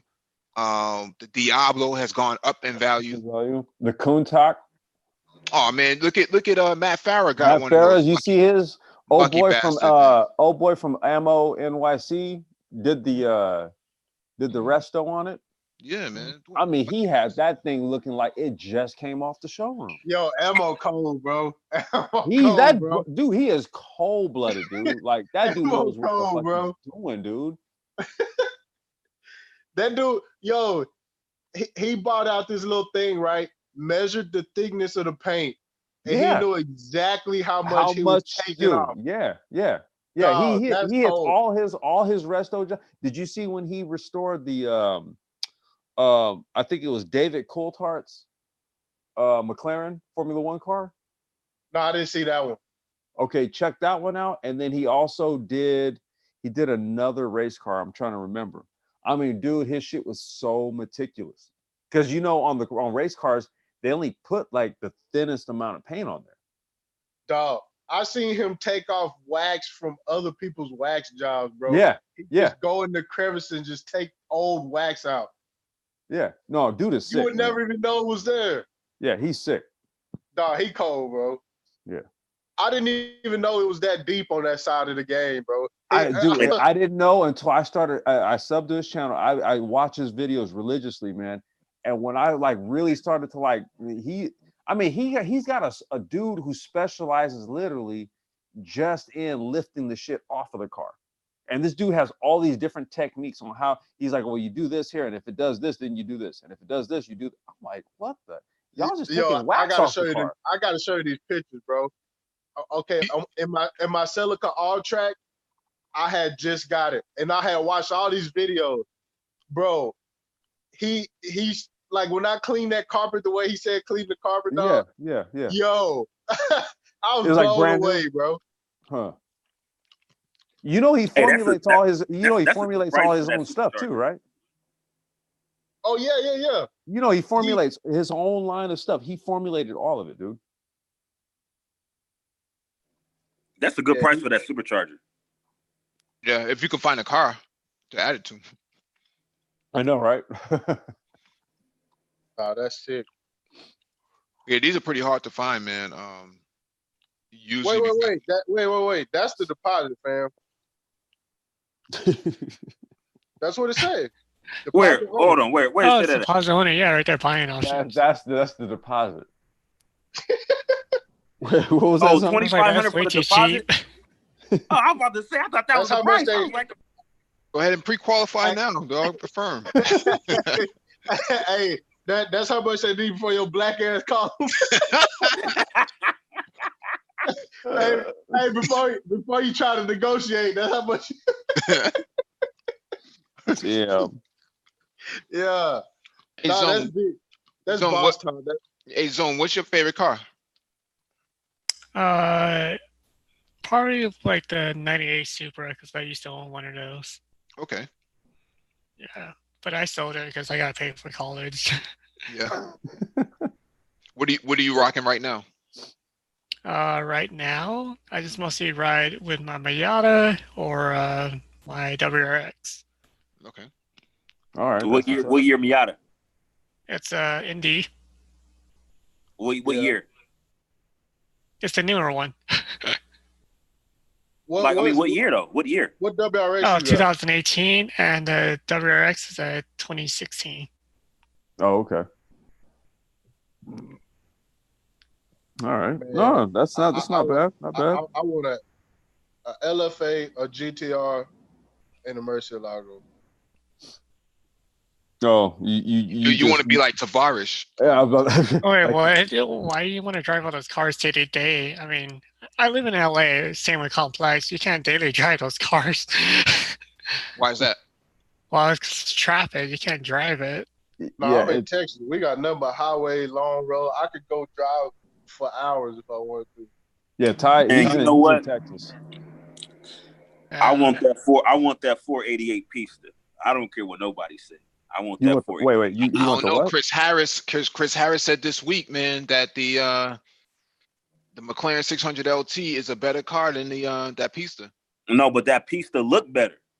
Okay. That Pista looks so nasty. Yeah. See, he's Triz is he's form challenge over function. Yeah. Explains why the car's slow. Yeah, Ferrari 360 challenge. Need one of them too, man. Yeah, you can't. Good luck finding one. Yo, you know what? And I used to see them on eBay all day long, bro. This nigga said eBay. eBay. Well, you'll buy it on eBay, and then next thing you know, you have a FedEx driver pulling up to your door and giving you a box, and it's like a 16 scale model. He has to unbox that. hey, then next thing you know, I'm on the news. I'm going down. It's a whole bad thing. Right, it's all bad, dude. It's all bad. Yeah, man. But you know, you look at a lot of these cars and you think like, wow, man, these cars are going up and up and up and up. Some of these cars never coming back down, no matter what the economy does. Dude, it's just what Mike said, dude, because they're petrol powered, and because as things change with how cars are made, it's just gonna make gas powered cars, especially like prized ones. Holy shit, dude! Watch the value, man. Watch the value. like that Ferrari, LaFerrari is through the roof. Oh no, actually, the Maserati. What Maserati was that? The Maserati. You know what I'm talking about? That limited edition one that was based off of the Ferrari. The Gran Turismo? Huh? The Gran Turismo? No. The upper echelon Maserati. The M12? The MC12. Yeah. MC Like, Stradali. MC oh. Stradali. Oh, okay. I know what you're talking about. Oh, I know which one you're talking about. Oh, yeah. Yeah. That's out of here, bro. Wait. Matter of fact, I think old boy from MO NYC, he did one of those too. Yeah, but if you look at the actual price, like if you actually graph the trajectory of the prices, it's gone. that MC12 is going to eclipse the Ferrari version. It may very well do that. I was looking at the XJ220. The XJ220. Oh, okay, the Jag. Man, that car beautiful, man. That's a turbine-based car, right? No, it's a turbocharged 6-cylinder. Yeah, you got a twin turbo, right? Is it twin turbo? Yeah. And that car is beautiful, man. You really want the XJ12, the 12-cylinder one, the one they only made like a couple of them. Yeah. I look at that. Back in the day when that car was made, it was like 1.2 million or something like that. Yeah, it was crazy. It was crazy. Who knows what that shit is now? Well, because they only made a few of them. It made it purposely because it wasn't supposed to be released, right? Well, no, it was. I believe it was homologated. It was a car that was homologated for racing. So if you're going to homologate a car, they're only going to produce the number required by the FIA in order to homologate the car for competition. It's the same as the what is it? The LFA, I think. That one and the CLK GTR, the Mercedes. It was the fastest car that was on the road until McLaren came up with the F1. Right. Another one. Also, the R390 GT Nissan, they homologated that one. They did. Yep. Now you can find one of those. You're not. You're not. You just not. I look at some of this stuff like, okay, so I had no. Actually, Thai City. You might, because remember, Japan, they getting rid of all those cars. So you might get one coming out of Japan. The way they get rid of cars is museums. Honda, Acura, they got these big museums in Japan that's like earthquake proof underground.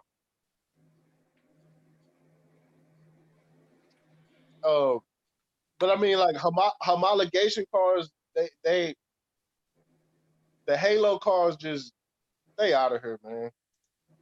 We probably missed the boat. You know what I'm saying? If you got one of those in your family tree, you set.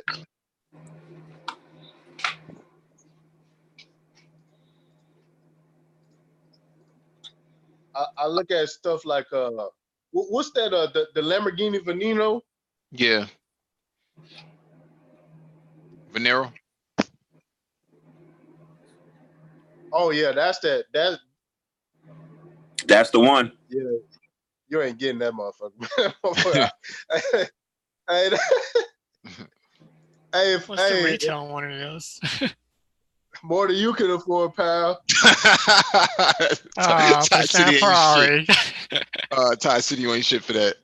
Yeah, no. When they came out, people they was like a million something when they came out. Bro, like, that shit. So I'm guessing auction like 2.5 now. 20, even right now, 2019, that shit's still hard. And look at that Corsa. Like, I think there's probably only like 3 Corsas in the whole world. Man. Bro. Can you imagine pulling up on somebody, just be like, yeah, I'll pull it up right now. You pull up in that shit. Nah, you couldn't drive that on the street. Man, you would have to get yourself an SLC and call it a day, man. Yeah, you couldn't drive down the street because it'd be too risky. Like, I mean, imagine driving down the street and somebody hits that car, and then trying to have it repaired. You're gonna spend at least like a minimal repair is gonna cost you a couple $100,000 just to repair a little fender bender on that car. Because they don't have the parts anymore. They have to actually make each part. Let's take a 3D print it. Yeah. But then it's like, yeah. You 3D print, you get a 3D printed a replacement. Then it's like, now you know the value of the vehicle done drop. Bro, that car is beautiful, man. Slow as crap though. The wheels dated. Nah, the wheels go right with it, man. For the time being. Hey, remember Vector? Remember Vector cars? Yeah.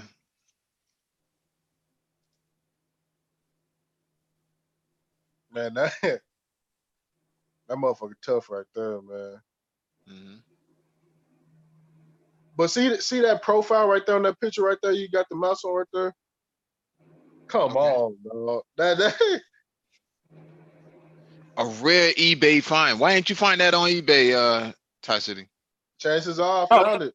Yeah, still in my watch list. Ty City is the guy that puts in a $1 bid. The bid starts at $1. Hey, with my fingers crossed. Hey, it's still in my cart. Wait, did you win? Oh man. It's still in my cart. Dog, that's cold blooded, man. That's cold. That's cold bleed. Yeah. I mean, it's not like a bad car. No, they were actually pretty good, but Jaguar's actually coming out with another one, man. I think in 2022. It's supposed to replace the F-Type, so. It's gonna be like a hybrid, like built or something. From what I understand, it's supposed to be hybrid. Yeah, it's supposed to be electric and petrol. So. Now, Mike, is Jag still Indian? It's not owned by Tata anymore, is it? No, it's owned by Tata, but Tata is owned by the Chinese too. What? Yeah, Tata Automotive, I think, is owned by Chinese conglomerate. It's Chinese owned now. Damn. Yeah. Okay. It's a deeper, darker criminal link.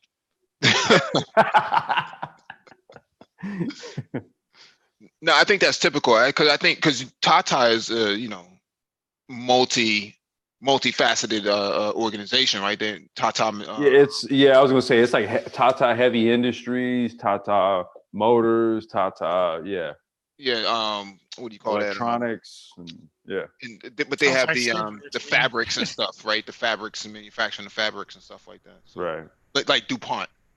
Right. Now, I think about how they bought Fisker, bro. That was supposed to happen, though, Triz. That was supposed to happen. I mean, not Triz, Ty City. That was supposed to happen. So the whole point of Fisker was to get bought out by somebody. Somebody was going to buy it. Well, what I it don't was, think they wanted to get bought out. How they got bought out, though. Well, no, not how they did, but ultimately, you create a product like that, then yeah, you create a company like that to sell it. Ultimately, unless you're gonna run your shit like Koenigsegg, Koenigsegg, if you're gonna run it like that, then you're gonna hold on, to what it is that you're building. But to me, Fisker was created to be bought. $700 million though, bro. I mean that's bullshit, but take it or leave it, right? 508. Wow, that's cheap. Wait, what? It's not the right color, but 508. What was that, pounds German or British pounds? So it's about 750K. about 750? Yeah. How many Litecoin do you have, Ty City? Can't tell you. I can't tell you. Last time I put something like that, y'all got on my ass. KYC, know your customer. I'm your customer, fam. I'm your Huckleberry. Hey, you know what? The Black Brain Trust should really go ahead and open up the super chat. Oh wow, dude! I can imagine all the shit talking that would happen. They say that they don't accept super chat. They don't do. Now they want super chat to buy cars. Hey, thanks for the $2, Greg. Oh shit! Yo, YouTube taking 60%, bro. No, it's all about that cash. Hey, but you know what? Man. Onlyfans.com/the Black Brain Trust. Oh God. But the car that was so much better was the XJR 15. That was the car that Jaguar. Because that car actually performed far superior. And actually it came out I think it came out before that car did, the XJ220. You're right about that. Yeah, the XJR15 was a homologated version, so they only made a couple of them anyway. Right. But I mean, it's always going to be the homologate. It's always going to be the homologation cars, dude, that are just going to be, you know. But that car was a V12 car that was like 2,300 pounds. It weighed less than the Miata.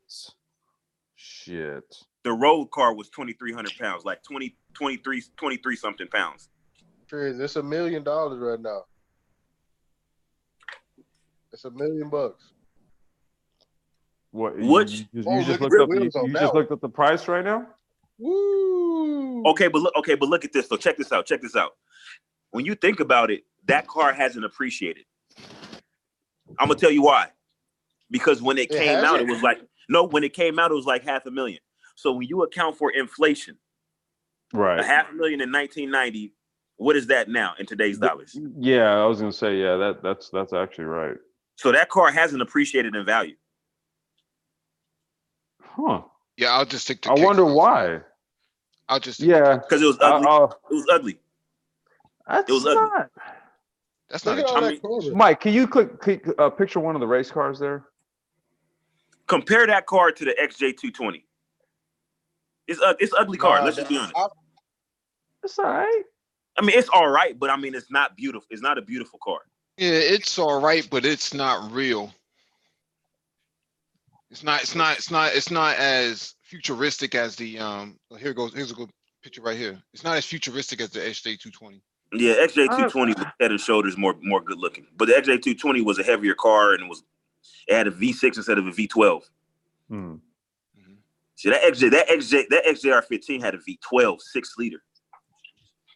It's $1 million. And that XJ220 is going to be $1 million by next year too. They're going to be $1 million. It's fractional ownership, man. Fractional ownership, bro. That's where it's headed. The XJ220 looks way better than XJR15. Mm-hmm. That carbon fiber is in there. But look where the. I looked that one up already. They did everything. I'm gonna go up there. A violation there, Supercars. Violating it, but I don't know. I have to take down the live stream now. Damn, dude. Supercars getting rolled up. I want you to go home on Friday and don't show up on Monday. Yeah. Don't call us, we'll call you. We'll tweet you. He's smart. Yo, but okay, so check this out. Mm-hmm. This car never made it to the United States, right? It's here. It's imported. So they were available in the state? Yeah, the XJR15. Yeah. Yes. Yeah. Oh wow. Yeah. Yo, you know what? I was looking into Bill Gates As a matter of fact, how he got his 959 over here. As a matter of fact, Ty City, XJR15, United States had the biggest allotment of those cars. Dang, US had the biggest allotment. Look at that track version. I don't know, man. I'm trying to. I don't think it's. I don't think it's just like, you know, hard on. It do need that big wing. That other no, it's not. It's not ugly. It's not ugly by any stretch of the imagination. But it's not beautiful. It's not beautiful. Well, but now, for track purposes, yeah, you do need to throw a big wing on it. But I mean, but think about this car though. That's a 2,300 pound V12 car. And actually, the track version is even lighter. The track version probably is probably 22 something. I'm saying, man, horsepower to weight. Paul and I were saying this on the last car hangout, man. Well, but check this out though, right? Even when you talk about horsepower to weight ratio, you could have a car that's the same horsepower to weight ratio, and it's heavier, so it would technically have more horsepower. Mm-hmm. But I would rather have the lighter version, like 2,200 some pounds on this track car. That's crazy. Well, dude, no. It's like driving a go-kart. Paul and I, our whole point was saying just that, dude. It's like, people think that horsepower numbers are basically what tails the tail, and it's not, dude. It's weight. It's weight. Go watch, and Zone, you can corroborate this, or you tell me. Go watch any of the old Option Auto videos where they would do battles. They would do a front-wheel drive battle versus a rear-wheel drive battle versus a four-wheel drive battle. Okay, they take like a CRX versus a Skyline versus like a RX-7 or some shit. Watch the CRX win. It's also about torque too, and also the driver. Well, yeah, the driver's a big factor. Yeah, I'm starting to see this car right here with some stance. Oh God. You want to put a Liberty Walk kit on there? Is that what you want? Yo, look at the wheels, bro. Too much wheel gap.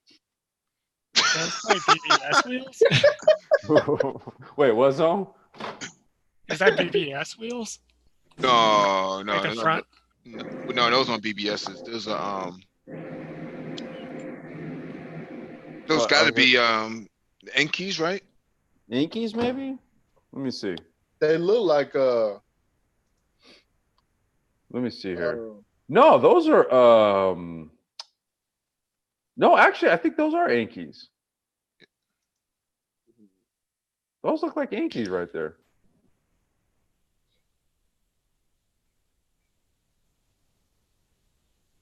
I don't know what they are.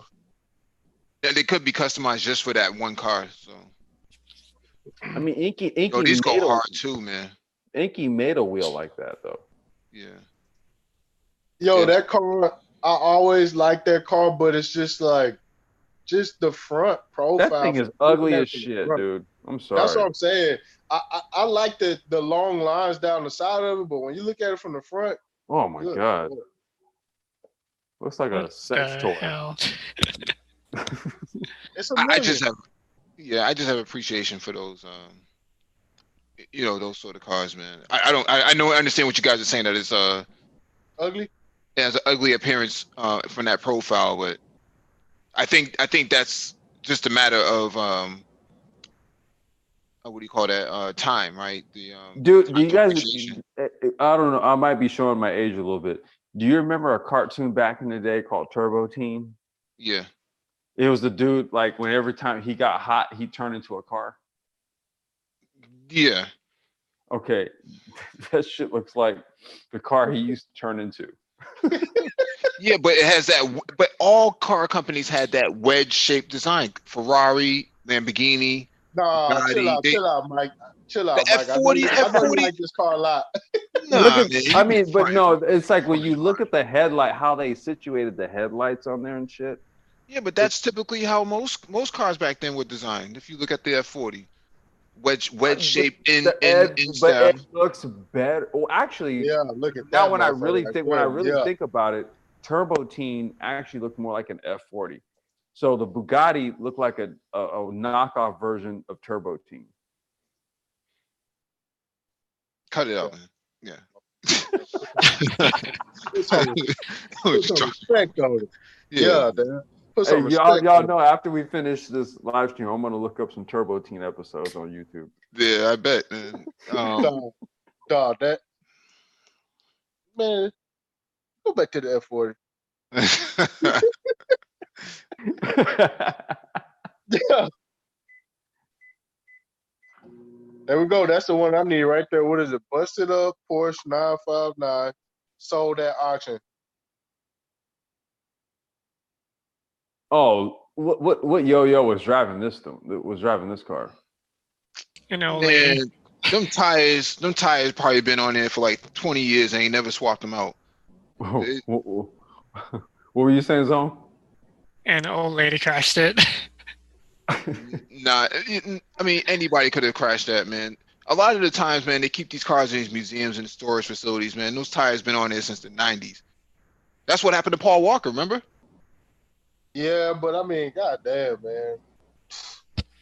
These guys, you got money. and you a car enthusiast. You know what I'm saying? Money with no common sense though.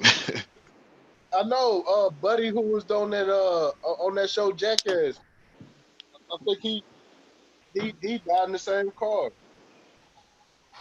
Wait. So you're saying the whole thing with Paul Walker was that it was old tires that was to blame?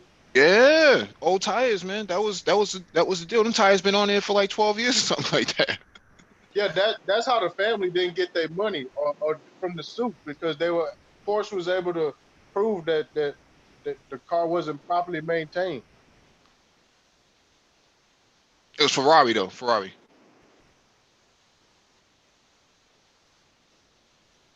We're talking about Paul Walker, right? Paul Walker died in a Ferrari, right? No, it's the Porsche No, he Carrera died in a GT. Porsche. Oh, yeah, the Porsche. You're right. The Carrera GT. Carrera GT. You're right about that. Yeah, I mean, shit, that was unfortunate, man. That was bad.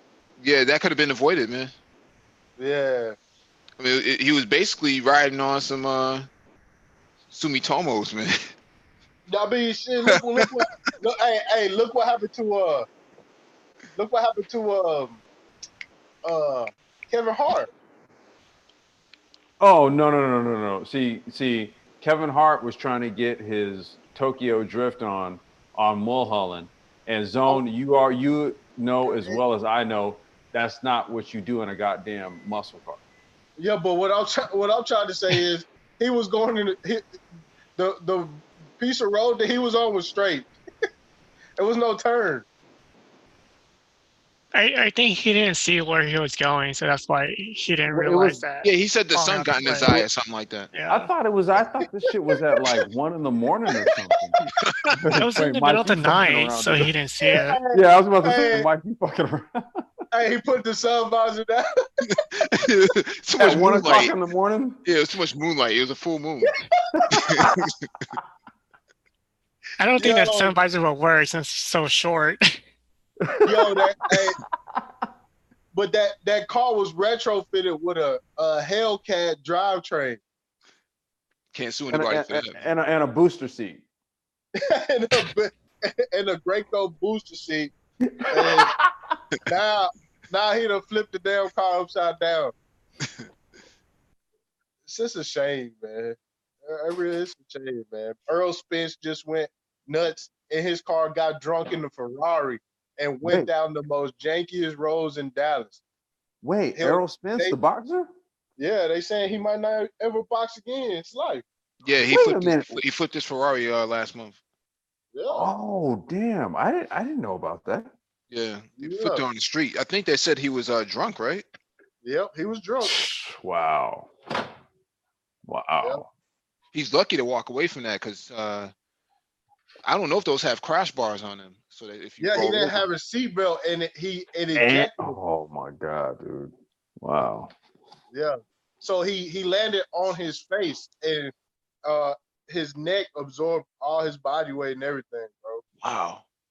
It's worse than what they putting out there. They don't want to put it out there that he hurt real bad, but that's what the word is on the street, man. He might not even be able to box. He's not gonna box ever again, dude. Yeah, one hit would take him out. That's what I'm saying. He's not gonna box again. Yeah, I mean, shit. That's the game they play, man. They get in these cars, bro, and they just. Hey, as they say, man, play stupid games, win stupid prizes. Yeah. It's cold game. It's a cold game. But if he had a, I don't know, man. I look at some people, right? You see these rich guys, they go out and they just get a car because they can afford it, and they just go nuts. Mm-hmm. You know what I'm saying? Mm-hmm. They need to be more like Kawhi Leonard, man, to go buy a Nissan Altima and chill. Yep. Dude, take it out on the track. You go to the track with that shit, man. I keep saying this, dude. Man, here you go, man. Okay. Then you know what? Get your Errol Spence on then, dude. Hey. I mean, I'm more like. I'm just saying, dude. You get a car like that, it's supposed to go out on the goddamn track. Hey, I'm more like Andretti, but okay. Look, Tie dude, City Andretti. Look, man, you know how many dudes hit me up for carts and shit, and then I'm like, oh yeah, so where you planning to run it at? Oh, just on the street. I'm like, dude, I ain't gonna sell you this shit. Dude, get your ass killed. Oh, come on, man. It's America. What? Oh, look, Hey, dude, I'm no. What I'm not gonna do, I'm not gonna sit up here, dude, and build like just a straight up cart ready to run, right? I'm speccing it out to run any goddamn series or any club that's out here, and you're gonna tell me, oh no, I just want to drift it around my neighborhood, dude. You're gonna die. Hey, Complex. Let me tell you something. Sometimes when I'm driving on the highway, and a real badass car just fly past me, man, that should be having me hype, bro. I ain't even gonna lie. I thought you were gonna drop. I thought you were gonna drop the gear and let your I your thought you say dually. you're gonna. Yeah, you got a dually. I thought you was gonna let the exhaust, blow cold, man. Nah, man. And sometimes I see that sound like, damn. To me, I feel like how you feel, man. You gotta slow that shit down, man. You going too nuts. But then every time I see it, I be like, damn, that shit, man. I mean, I'm just saying, man. It's like I've been around long enough to know, like, if you're gonna be doing that kind of stuff, dude, just take it to the track. You got what? You got whatchamacallit in Dallas. You got Circuit of the Americas there in Texas. Oh yeah, we got Texas Motor Speedway. That's what I'm saying. You got Motors, you got Texas Motor Speedway, you got COTA. Dude, just go to the track, man. Most people don't want to pay though or wait. That's the reason why they do it on the streets. Man, the streets be popping, fam. Sorry, bro. Man, screw the streets, bro. Screw the streets. I know, man. Look. The tracks stay open, dude. They're open during the day. What do you think rich guys do when they're bored during the week? They go to the track. Dude, Willow Springs is never not busy.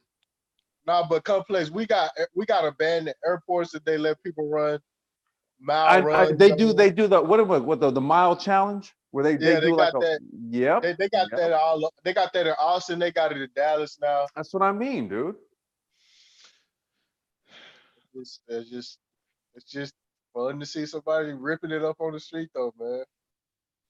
It's that street racing outlaw lifestyle. I mean, dude, I came up street racing, dude, but at the same time, it's kind of like, all right, dude, I'll kind of give you a pass if you're a youngster, okay? But when you're a grown ass man with, with a damn $250,000, $300,000 car, okay, dude, we're not in our Civics, with the chopped exhaust or whatever the hell. We're not doing that, dude. Okay, you're in an exotic, dude. Go to the track, please. Go to the track. You know what, Complex? If I see somebody on the street bike just straight top of fifth gear, just winding out the street bike, I'll be like, man, this motherfucker is stupid. My daughter and I went to the store last night and saw some jerk off doing that. And I'm just like, dude, you got a death wish, bro. Because I've seen dudes, I literally on leader bikes, dude, running Big Willow out here. And I've seen them, dude, like take it, like lay the bike down, man. And it's not pretty. It's not a pretty sight. And that's on the track. I rode a CBR 1000 for 6 months, bro. I got off of it. I thought that I was just playing Russian roulette on that motherfucker, man. It's nothing like it, and it's in the back of your head, and you like it's addicting. It's like, damn, man, why'd I do that dumbass shit? Every time I got home, I'd be like, that was dumb. Dude, look, his BM is just as Russian as well. No, that's a fact. Look, the old saying is that if you don't have a kid, get a bike. If you got a kid, don't get a bike. Yeah, I mean that played the part too, but man. That's the axiom right there, dude.